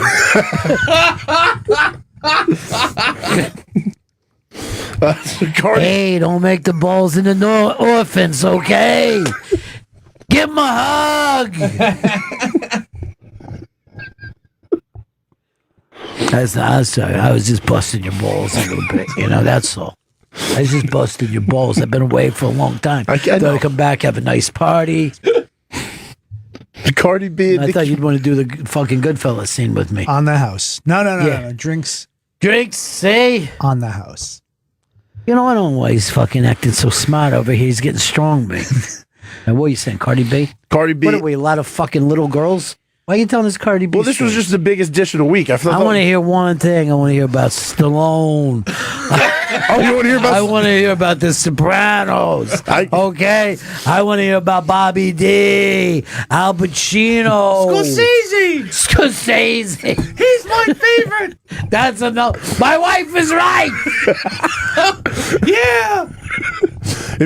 My last dish will be a Stallone story then. Sylvester Stallone just beat Parmesan. No, just beat rape charges. Jeez. That's dark. You went to a dark, awful fucking place, Vito. The one thing we don't bring up here is the R word. Okay? This is our thing. You said you wanted to We're going to have Columbus Day for everybody. Have a little bit of wine. That was my last. You guys said you wanted an Italian dish? No, come on, man. Don't be like that. Don't be bringing up rape. Make it better, Vito. Make it better. Make it nice. Spit on it. Spit on it, Vito. Make it sloppy and wet. I'm not gonna spit Spit on right on it. it. Don't make me spit on it. Don't make me spit and gag on it. Wait, Earl, do your impression. I had no choice. I had no choice. That is dick, Earl. No, what's he doing, by the way? Do you know? I can't. What's that from? It's a Raging Bull when he's arguing with his wife. Oh, yeah, right. The first wife. Yeah, fucking Jake LaMotta. The first Raging Bull? Daddy's being real quiet doing all this. You don't like to, No, I'm enjoying it. You enjoying yourself? Yeah. What's your favorite of every mob movie? Well, see, I consider Godfather 1 and 2 one movie. The only two movies. First of all, it's sequel crazy. That one. That's insane. But you probably saw it on TV the first time when they put it back together. No. I saw them both in the movie theaters. And then, do you have the trilogy? The whole package together? I'm trying to find a last dish story that's not about some dark. I like The Gang That Couldn't Shoot Straight with Jerry Orbach. That was a good. Sure, Gang That Couldn't Shoot Straight. Here's the dish update. Oh boy, this is unexpected. Olivia Culpa, Danny Amendola broken up after I broke that dish. Wow. I fucking broke that dish, and then they break up. You don't break dish. We're not Greeks. Opa. That's where you draw the line. Opa. That's where I draw the line. I start throwing money on the floor when they do the Greek dances. Yeah. Are you familiar with that? Yeah, I know what happens when they bend over, right? That's good stuff you're doing, Vito. It's my last dish. You're fucking breaking stories as they're going along. Yeah, Wow. I caused a breakup. Yeah. We caused a breakup. Who's we? All of us. We I'm did not this part together. of this. Okay. Who ended breaking up up. winning the story? The winning Breaking up is hard to do. winner Certainly with is. 4 points, Hey, 4 Ron points. Bennington. Oh, No, Ron wait, Bennington. hold on. 4 You hear the points. last thing he said? Breaking up is hard to do? Neil That's Sedaki a by bonus Cracker. of 5. That's a bonus of 5. Then Dennis Falcone Dennis wins. Falcone. 5 points. Second place, Ron Bennington, 4. For a little double taste there from Philly way to stylistics and break up to makeup. That's another point. Break up just to make up. Where's the stylistics on here? Come on, man. Good stuff. Are you too busy on the fucking Tarantella to play the stylistics? Well, can't we go Philly? But I don't love you anymore. Teddy Pendergrass. Why don't we take a break? Who we got coming in next, Chris? Mike Yard is coming in. He's performing at the Comedy Cellar in Las Vegas, November 5th through the 11th, and he's taping his album. What about Viva Las Vegas then? Okay. Another point. He's taping his album with the Fat Black Pussycat in New York City Thursday, November 29th. ComedyCellar.com for tickets to all the shows. So when his show is over, he'll be leaving Las Vegas? Oh, God. Fucking point. Sheryl Crow. Whoa, whoa, pussycat. Point for me. Whoa, whoa, pussycat. What's new? It's what's new, pussycat. By the Prince of Wales. How do you not know that, Vito? Come on, Vito. It's our song. That was your prom theme. What did you call it? Whoa, whoa, pussy. Whoa, whoa, pussycat. Come on, put it on. The whoa, whoa comes after. Where's this at? What's new, pussycat? Put it up. You gotta play the part that has the glass breaking at the beginning. The Stone Cold theme. Dennis Falcone, thank you for coming in here. You made this a very fucking fantastic Italian Halloween. That's the happiest of all the Italian days. Let me slide out of my chair here. 3 chairs to Dennis Falcone. You know what I'm saying, guys? I had a nice time. Yeah, sorry about Whitey Bulger. I know that was fucking sad. Well, what are you going to do? Right? He had his fun, right? Yeah. Now we have ours. His brother's still in. Is his brother still in office, or is he retired? I'm sure his brother's retired. His brother would be fucking 92. They don't have mandatory retirement though in Boston. No, they don't. You know, and the midterms are coming up, everybody. Make sure you get out to vote, okay? Make sure you study. Yeah, you study and then get out to vote, right? Chris, you voting? Maybe I might vote if I get to my votings. I'm in the Reform Party. Can I vote? Vote for me and I'll set you free. Rap on, Of course you can brother. vote. Rap on. You're Okay. a fucking citizen. Yeah, I'm a citizen. You just Okay. joined the wrong party. Yeah, because last time What are you reforming anyway? I'm not sure. I wasn't sure what the Reform Party was till they told me last time. Right back, Bennington. Bennington is back, and Mike Yard is here with us in studio. Mike is performing at the Comedy Cellar in Las Vegas, November 5th through the 11th, and he's taping his album at the Fat Black Pussycat in New York City this Thursday, on Thursday, November 29th. ComedyCellar.com for tickets. And you can hear Mike on live from here Saturday nights on NPR. Let me tell you something. First of all, hilarious man.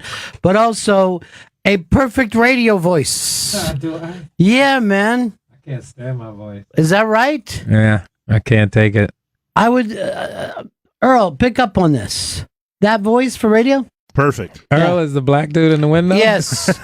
This is the... Why is the black dude in the window named Earl? Well, that's his actual name. You got like a black guy name and you're in the window. Now, Earl is a legendary New York City producer all the way back to the old WNEW days. But he's also... Are you the head of Black Rock Coalition? I am executive director. Executive director. And this is just black people who like black people who play rock, not hip hop, rock. Real, there's a thing. Like that. How many bands are in there? Just one? No. There's tons of them. That's a thing. There's like it's a whole cauldron of bands. Really? Black rock bands. Black rock bands, yes. Wow. Who's one? Give us the biggest black rock band. For me, it's Living Color. Living Color, that's that was 19... a TV show, man. Wait, wasn't that like a singing group too from England or something? Yeah, we got Living Color, we got Fishbone, you got Rage Against the Machine, you got the Bad Brains, you got... Wait, you consider Living Color rock? Living Color, I think is a fantastic rock band. Really? I would not have put them in the rock category. Yeah. I would say more pop. They've had pop tunes. They had a pop hit, but I think. By the way, you haven't mentioned the band that's been around in the last 25 years. Every band that you went through. The 1991 was the most modern band. Well, we got TV on the radio. We've got that's 18 years now. You're getting closer to today.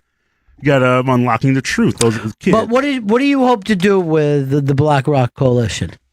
Basically spread it out, like where you can be it's really inclusion more than anything else. It's acknowledging the black contributions to rock and roll. That isn't inclusion. Inclusion would be if you let some white bands in there. And I could give you some really big popular ones. If you want to put in white rock bands. He is kind of true. It's kind of true. Yeah. It sucks, but it is true. Mike, what kind of music did you grow up listening to? Me? Yeah. Reggae music. Reggae. My father was a huge Bob Marley fan, so that's a really Bob Marley, Still Pulse, Burning Spear, Bunny Wailer, those not the dance hall, the crazy stuff they got out now, but that old that old culture. That's what I used to call it. You know that Bob Marley used to live in Wilmington, Delaware? I do. When he was sick. Yeah. And I think Ziggy was born there too. In Wilmington? In Wilmington, Delaware. Yeah. I wonder if Trump is going to try to deport him. Is that birthright? Yes, that is birthright. Yeah. Right? The fact that he was born here made him a citizen. He's about to take away Ziggy Marley's. We got to fight for Ziggy Marley's citizenship. Let's start a movement right now. Oh, I'll back Ziggy up. Get the Rock Coalition to come out. The other two guys. Or do they only fight for rock? Do you consider reggae kind of under the rock umbrella? Yeah. I mean, that's the whole thing. Oh, so you're just saying everything is rock. Well, other things fall under the rock umbrella. We're basically following the same rules that, By the way, a rock umbrella seems like it would kill somebody. Mainstream culture is deemed rock. Like some people consider James Taylor and... Nobody considers James Taylor to be rock. Yeah, he's in the Rock and Roll Hall of Fame. But we're going to let those people decide what rock is? Everybody's in the Rock and Roll Hall of Fame. NWA's in the Rock and Roll I think I'm in there. Yeah. Willie Mays is in the Rock and Roll Hall of Fame because he made that amazing over-the-shoulder catch. Do you know that I listened to their station, and they're not calling it the Rock and Roll Hall of Fame, they're calling it Rock Hall. They're going, you're listening to Rock Hall. Because the kids can't say Rock and Roll Hall of Fame. Yeah, it's probably too much for them. Isn't that sad? Yeah. They can't say words. They can't say words. It's too much for them now. They just pointed stuff. They wanted to say rock. What would be the letter? R-O-Z-G in the USA. R&R. R-R-H. O-F. O-F. R-R-H-O-F. Earl, you're doing a... Hashtag. Yeah. Are you going to do a get out the vote thing? Like, don't you guys always do that, get out the vote for MTV? We're not doing a get out the vote thing, but Living Color and Fishbone are doing a The election TV night. show or the band? The band. They're doing a. You made it sound like the TV show was getting back together, and I'd go crazy if that happened. That would be way. I got excited when you said it. Is that the one that Jamie Foxx was in and Jim Carrey? Yeah. All right, that was a great one. But Living Color, the band, and Fishbone are playing at Brooklyn Bowl. And when's that? Election night, November 6th. Okay. And if you prove that the first 200 people who show that they voted, they get in for free. Oh, cool. Do they play no matter what happens? And what happens if you don't get even 200 people to show up? You just start to bring homeless people in off the street? I think the show's already sold out, I think.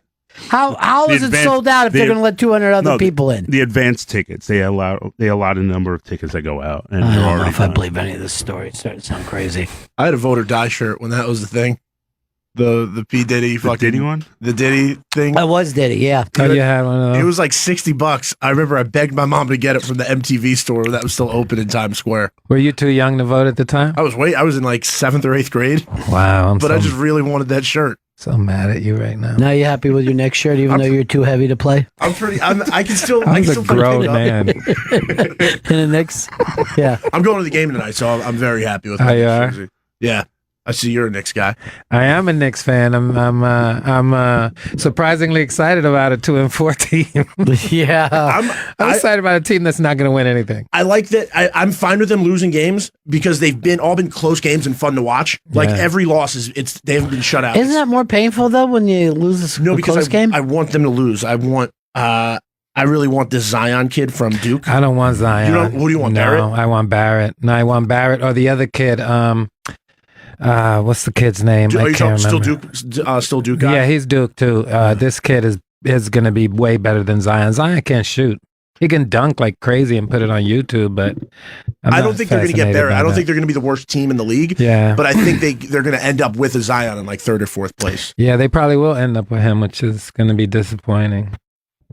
Here's the thing too, like it's very hard to tell which of those kids is going to be able to play the pro game. But know, because there's just the game is so different. Like they talk about it all the time, but the thing with the NBA is I feel like those players have the most success in turnover. Like you are more likely to see somebody go from college right to the NBA and make a difference their first year. Like the NFL, I don't think you see it as much. Well, of course not. No, because you're a child playing with grown men. Yeah. Well, baseball. Well, not baseball. Well, baseball. Really, They're in the baseball, minors you for have like to go 5 through the years. minors. Yeah. And that's really pro ball. You know what I mean? Like the minors is really. But you can look at certain things though that tell you whether play. But it all boils down to heart too. It's like if the stage is too big for you, you know, what I mean? You can have all the talent in the world, but if you don't got it in you to, be able to persevere through all that stuff, because it's a lot that comes at you once you become a pro, man. And that thing of that one that the last shot matters every fucking the physicality of that game. It's unbelievable. LeBron is like undoubtedly one of the best players who's ever played, and yet he's still getting shit on for missing foul shots last week. And it's like he missed one foul shot. I think LA's being very hard on LeBron. He missed a foul shot after hitting a 3 to tie the game. Exactly. Yeah. And people suck. They really do. I think it's so funny that LeBron went to the one city that kind of doesn't want him. Yeah, and he'd have been every other city would have been happy to have him. And it feels perfect. Like it looks normal in a like LeBron in a Lakers jersey works. And they're a team that like it's always good to have. It's like the Yankees. Like even as much as I hate the Yankees, it's good for baseball when the Yankees are good. Sure. As much as I hate the Lakers and the Celtics, having those teams good at the same time. It's never good for baseball when the Yankees is good. It is. Like I was even happy when Stanton went there, just because I was like, the Black Rock Coalition is very big. Into baseball the is pretty happy right now, and the Red Sox won. Yeah. Are you a Yankee fan? Diehard Yankee fan. Well, I was arguing with Earl.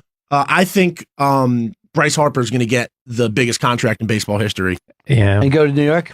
No. You know what? If anybody deserves it, he does. He's the one dude in the whole bunch that's actually quite clutch. Yeah. Yeah. A lot of those dudes just hit bombs when it don't matter. They look good. But him and Mike Trout, probably two best players in the game right now. Earl doesn't think he's going to get, he said he's going to get like a high paycheck. I think he's getting a record-setting deal because he's so young. He's gonna get some money. He's 26 years old. No, I think he's going to get like Stanton money. How long has he been playing? 6 years. Yeah, because he got his GED and then went to the minors at 16. Wow. Yeah, he's only a 26. prodigy though, man, Yeah, and he he's is. the one. He's one of the very few kids that came out of high school and was hyped like that. That actually turned out to be the hype was warranted. You know, And last. yeah. Because look at the Strasburg was older than him and didn't. Yeah. Strasburg's already on his way out. Bryce Harper, though, seems like an awful person. You know what I mean? Like, He does seem like a jerk. He just seems like a guy that you want to spend zero time with. But think about it though. He's probably had his butt kissed since he was 16, 14, 15 years old. So Well, these kids don't live in the same world we do. There was so many kids when I was younger. I'm like, oh man, this guy might make a pro, and they have never even went to single A. You know what I mean? Like, it is so rare to run into a guy that is going to make the fucking big leagues. Yeah, he's definitely one of those kids who at like 10 had like adults asking him to sign a baseball just to take the chance. Yeah. But it worked out for him. Like I like seeing a player who's cocky and it can actually prove it. Like seeing a cocky athlete. Here's the thing: plug Mike's stuff. You know what I mean? He comes in, he'd like to get some of his stuff plugged. He's got a lot going on. And you can see him if you're in Las Vegas, November 5th through the 11th. He's going to be at the Comedy Cellar in Las Vegas. He's also taping. Who's going to be out there At with the Rio Hotel. Yeah. Who else is going to be there? that week? Rich Voss, I know, is going to be there. Rich Voss seems like he's becoming a regular there. Yeah, I don't know. He was too good for us at one point. Now, you know, they always come back. And he's taping his album at the Fat Black Pussycat in New York City Thursday, November 29th. Go to comedycellar.com for tickets to both. That was it? No, and also you can hear Mike on Live from Here Saturday nights on NPR. And what's that show about? You remember the Prairie Home Companion radio show? So I'm on the new version of that, which is called Live from Here with Chris Thiele. Oh, cool. And we're just trying to revamp that whole format, make it a little bit pop a little bit more, and we're having fun doing it, man. It's a different way for me to do comedy, so I'm enjoying it. I'm writing on it along with Tom Papa. Are you recording that down at the Underground, or no? We go from different cities every week. We do it from a different city. That's why it's called Live from Here, whichever city we're from that we're in that week. And it's a lot of fun going all over the country. It's a lot of work, though. Radio. Yeah, it is work, but it's fun because it's different. I think we could do some fun stuff with it. Cool, man. Yeah. Cool. Yeah, I remember when Prairie Home Companion broke out, just how big it's huge. that was. Yeah, 2 million listeners. Yeah. Man. It's insane. And then I think he touched someone's back, and that was the end of his career. After 50 years, he gave a woman a hug during a picture, and that was it. Is that what happened? Yeah, supposedly I he didn't read the touched story. her bare back. Oh, Back, not backside, back. Really? Yeah. That don't seem fair. What I do is when I get a picture, I just put both hands up in the air, put them in the air, and I shake them like I just don't care. Yeah, it's a different world we're living in, man. Earl, where do you think Bryce Harper's going? I think he's going to Philly. I think the Phillies, they want that one X Factor player. They've done it every time they've been close. They've done it. They did it with Cliff Lee. They did it back in the 70s with Pete Rose. They're going to do it again. You're going all the way back if you're going to I think the Yankees don't need Bryce Harper. No, they don't at all. I mean, they just got Stanton. You have Judge. Well, he sucks, though. Stanton? Yeah, he's horrible. Yeah, I mean, it's New York is a hard place to play, and if you can't step up to it, you're just not an elite athlete. No, he's just not a clutch athlete at all. He did the same thing in Florida. He hits a lot of home runs when nothing is on the line, and as soon as something's on the line, he tightens up and he strikes out. He strikes out looking silly. He's just not a good hitter. Yeah. But he has a lot of power, so if you swing hard enough at enough pitches, some will leave if you got that kind of pop. But he's not a good hitter. He stinks. Yeah, he really does. He doesn't deserve all of that money. He is fun to watch. Like as a Mets fan, like I did like even when he was fucking Mike Stanton coming to play at Citi Field, it was a fun player to go see. But like you said, it was just home runs. Yeah. Like, you just see how far he can I used to love watching him too until I realized this guy only hits. He's a front runner. He can't. Whenever anything is on the line, he's no good. And he could have survived on a team like the Marlins because they're never winning. They're anything, never so winning. It was just, you don't see clutch moments. But here's the thing: that how depressed would you be looking at an empty stadium every time you went out? A brand new, Yeah. high tech, empty stadium. Where they thought that stupid boardwalk in center field was going to break. Oh, the fountain. Wait, what stadium was that? Miami. Oh, I haven't been to that one. Oh, they have this giant fireworks. Fucking Coney Island. Really? Yeah. When I lived down there, what they got. when I was down there would be, and this was in '97 when they won the World Series. They were playing in the football stadium, so it was gigantic. And I'm not kidding you. Some days there would be like 2,000 people there, and I was sitting behind the home plate, and I could hear people in left field having a conversation. It was the eeriest thing I've ever seen in my life. And they went on to win the World Series that year. And that was when they were in Pro Player, right? Yeah, that was.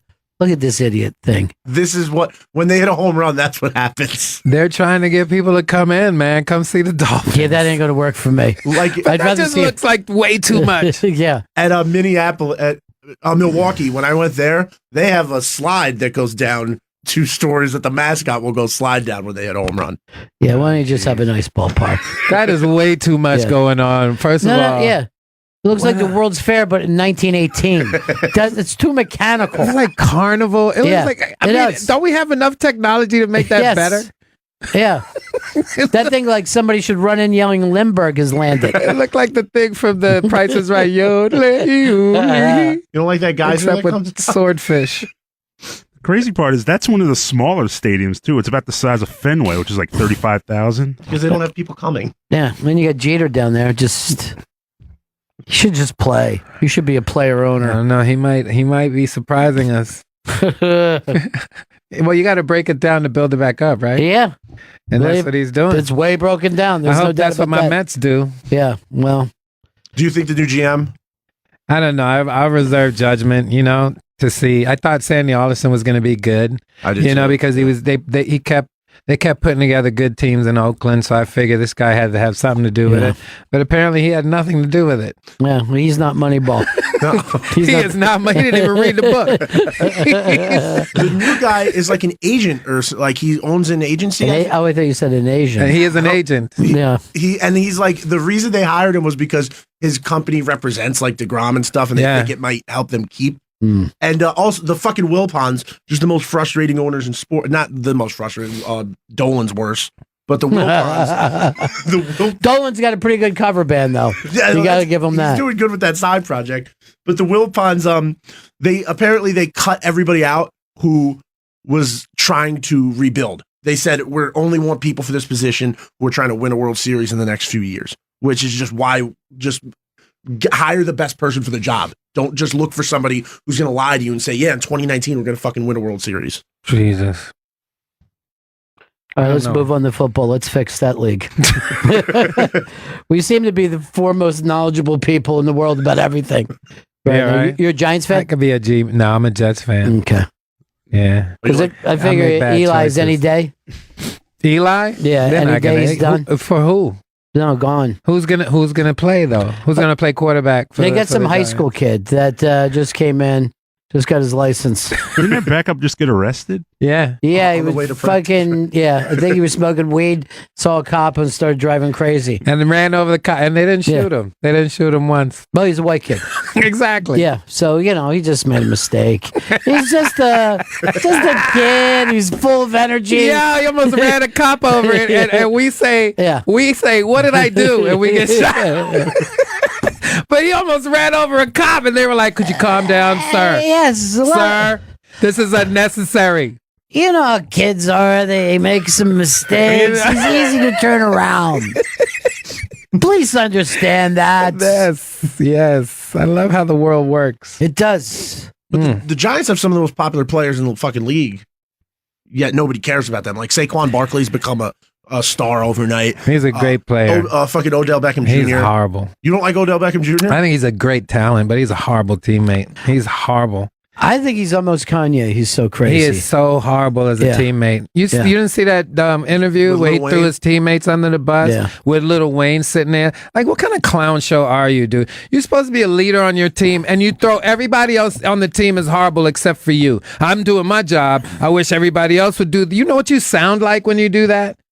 He seems like a guy who has like a brain chemistry problem. Yeah. You know what I mean? Like he's like literally needs some real help. He's got that serial killer mentality where they only see one thing. Like serial killers kill people and they don't see it as something wrong. Right. Like he does shit like that and he doesn't see that he's doing something wrong. He doesn't believe he's doing anything wrong. Some number came out about that interview where there was like an obscene amount of times he used me or I. Oh yeah. Like only talking about himself, not talking about the team, just me, I, just all about it. But that's who he is. I would never want him on my team. And a lot of people think I'm crazy for saying that because he is a great talent. The kid is disgusting.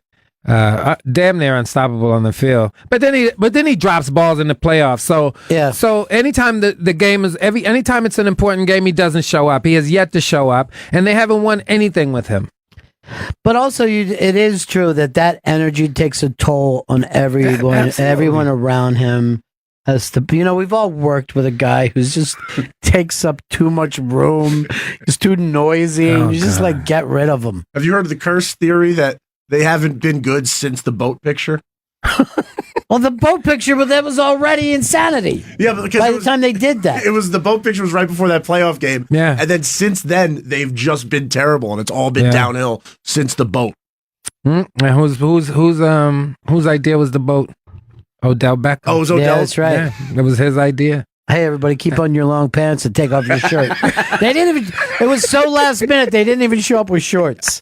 They were just down there in their regular They look like New York clothes. It's like they just decided to take their shirt off. Like it wasn't like they were just chilling with shirts off. They're wearing their winter Tims. Like they were like, okay, everybody, take your shirt off. And a couple of them was like, man, I ain't taking my shirt off.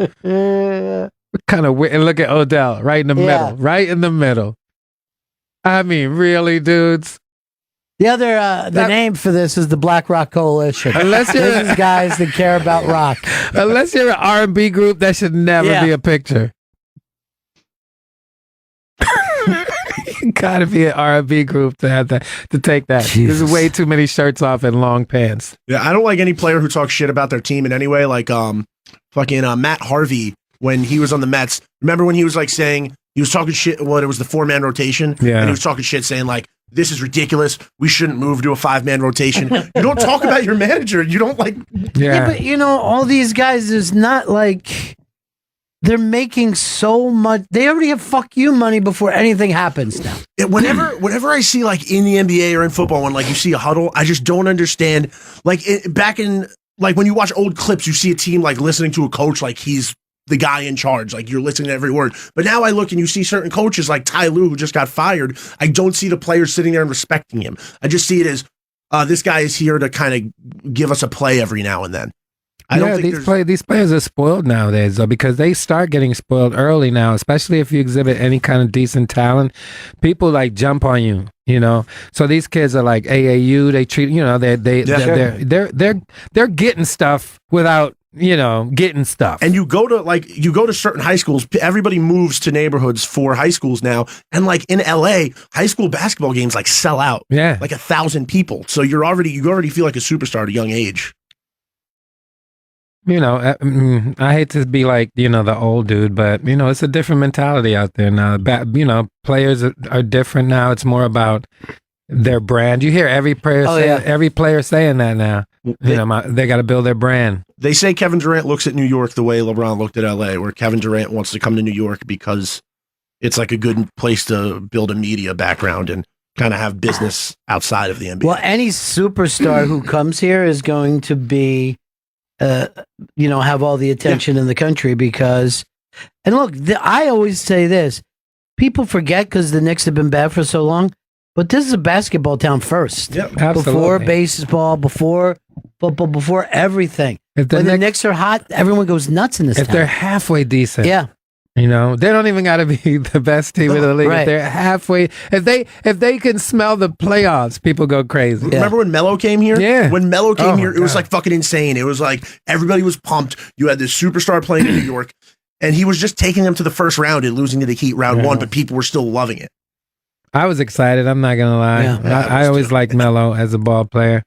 A lot of people don't. You don't like him? Not anymore. I mean, a lot of people don't like him. I've always liked him. I think people wanted him to be something that he never was, and I don't know why you would hire somebody who's a pure scorer and then ask him to be a defensive wizard. That's a weird thing to do. Yeah, it is true. But he has he wants to be Kobe. He idolizes Kobe and he acts like a Kobe, but he doesn't have the skill to be a Kobe. How many people can be Kobe? But he's said before that Kobe's like his favorite player. He looked up But at his Kobe. body, He was everybody's favorite player of that era. First of all, he's not even athletic enough to even sniff Kobe. So to say, because I don't know, I think Melo gets a bad rap. I think I watch Melo play, like people, because I hear the complaints, right? So when he was on the Knicks, I used to watch the games, and I would watch Melo and what he did and what he didn't do. And it's not like he never tried on defense. He did. He was just horrible at it. He has no defensive instincts. So people are going to beat him up for something that he just can't do. But when it comes to putting that ball in the basket, there's very few that could compare to that kid when he came to New York. He was the best pure scorer in the game. And it was a really exciting team in general. I mean, you had Stat there, you had him. What was David Lee still there at that point, or did he leave? No, it was when they went to the playoffs, David Lee wasn't there. They had Jason Kidd, they had Rasheed Wallace was on that team. Yeah, he's back now. He's helping. He's helping Mitchell now. Robinson. Who else was there? Kurt Thomas was on that team. They had old dudes, but Melo's always better when he has a good point guard. Yeah, Melo, you can't. But then, I mean, that's what used to piss me off about people. The funniest thing is to watch him in the Olympic teams. Yeah, watch him in the Olympic team. It's unbelievable. Yeah. Okay, the dude. If in the pros, if he has a good point guard, you can't touch him. Mike Yard's here, and he's performing at the Comedy Cellar in Las Vegas, November 5th through the 11th. He's also taping his album at the Fat Black Pussycat in New York City, Thursday, November 29th. For both of those shows, you could go to thecomedycellar.com for tickets, and you can hear Mike on Live From Here Saturday nights on NPR. He's also hilarious and seems like it's effortless. I don't know how much he puts into it, but you do not see the work. He just glides up there. He's a hilarious man. That's a lot of work going into that. But never, it's like a duck swimming. I don't see any of the foot action. I just see it chilling. So you stay, nothing shakes you off the Knicks. Like, what team disappoints you the most, Vito? Because you've got all bad teams that you cheer for. It's the Mets disappoint me the most because every year they say they're going to be great and they say it's going to be their year. The past few years, the Knicks have been just straightforward, like, this isn't our year. The Jets, it's been like, hey, this isn't our year. But every year they go, this is it, Mets fans. We're going to fucking go to the World Series again. So they're the most disappointing. Here's what we should do, because you'll have the time of your life. We got to do spring training from Florida. I'd love to. Because that's the best.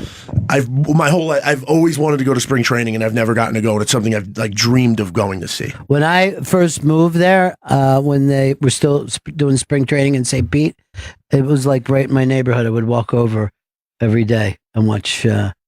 It's the fucking most fun you can have. What's your teams? Philly. I'm a straight Philly guy. Oh. Yeah. Well, you can't. I mean, I believe that you should, but wherever you're born, that's your team. I don't think you could shake it. I've lived in New York for a long time. I'm sorry, I don't think that gives you rights.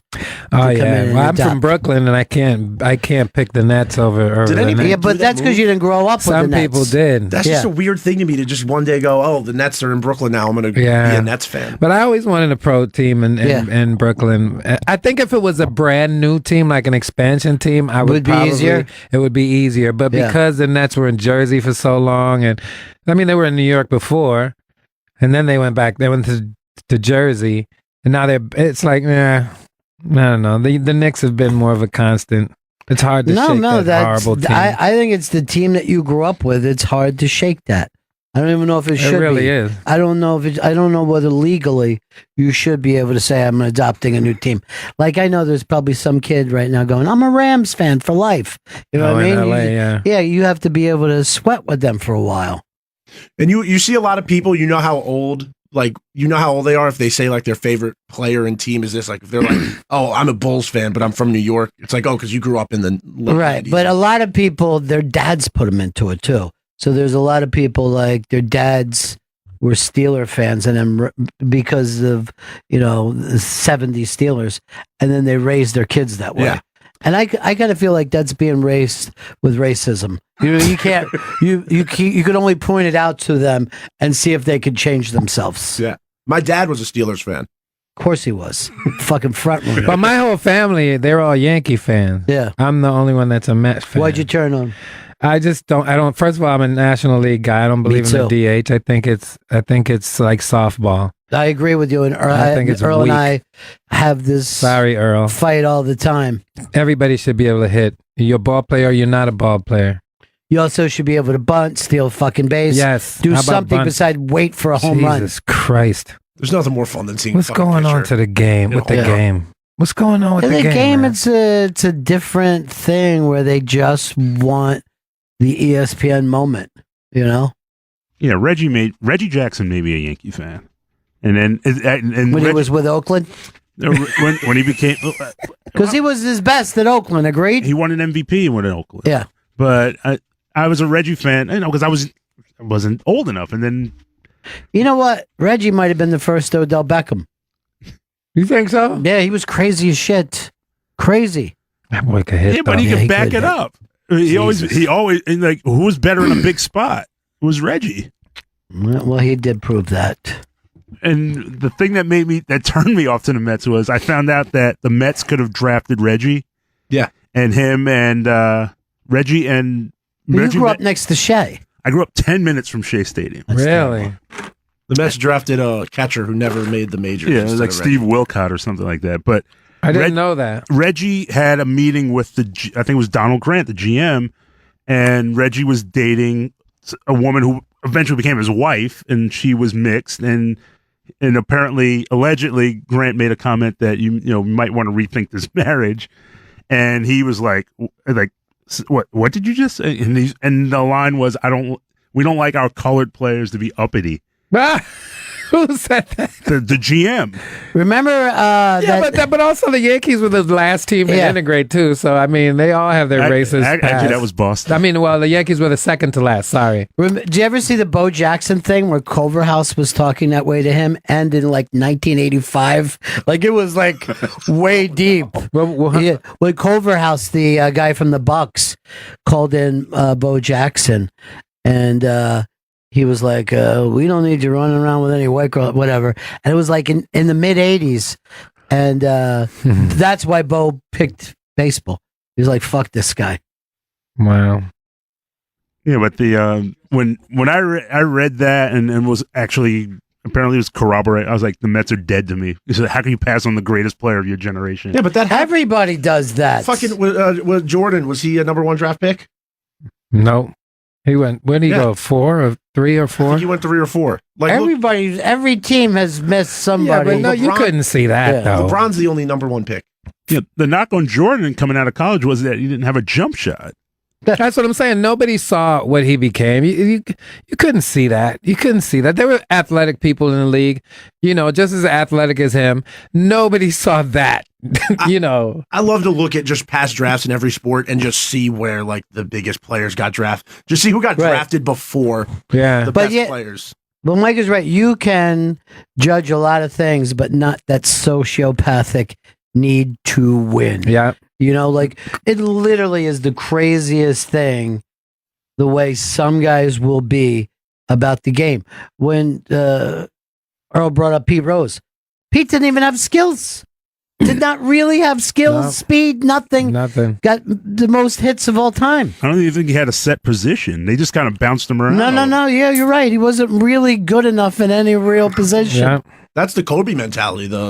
But Kobe, you saw that. Yeah, like from high school, you saw that. You knew he was going to be great. But he just was a pedigree that had that fucking thing of I'm going to be the best no matter what. Like, I'm gonna his book just came out and I can't wait to read it. Yeah. Did you see that commercial that LeBron has out now? The Jordan one? No, where he's a little kid. Yeah, where he's a little kid and he's talking about how he's like foreshadowing all of this. Yeah. It's like, why did you see that documentary of his? The Shut Up and More Dribble, than the game? NCAA? No, more than the game. I think haven't seen it. Something like that. He has a documentary on Netflix about his high school championship and just his high school team.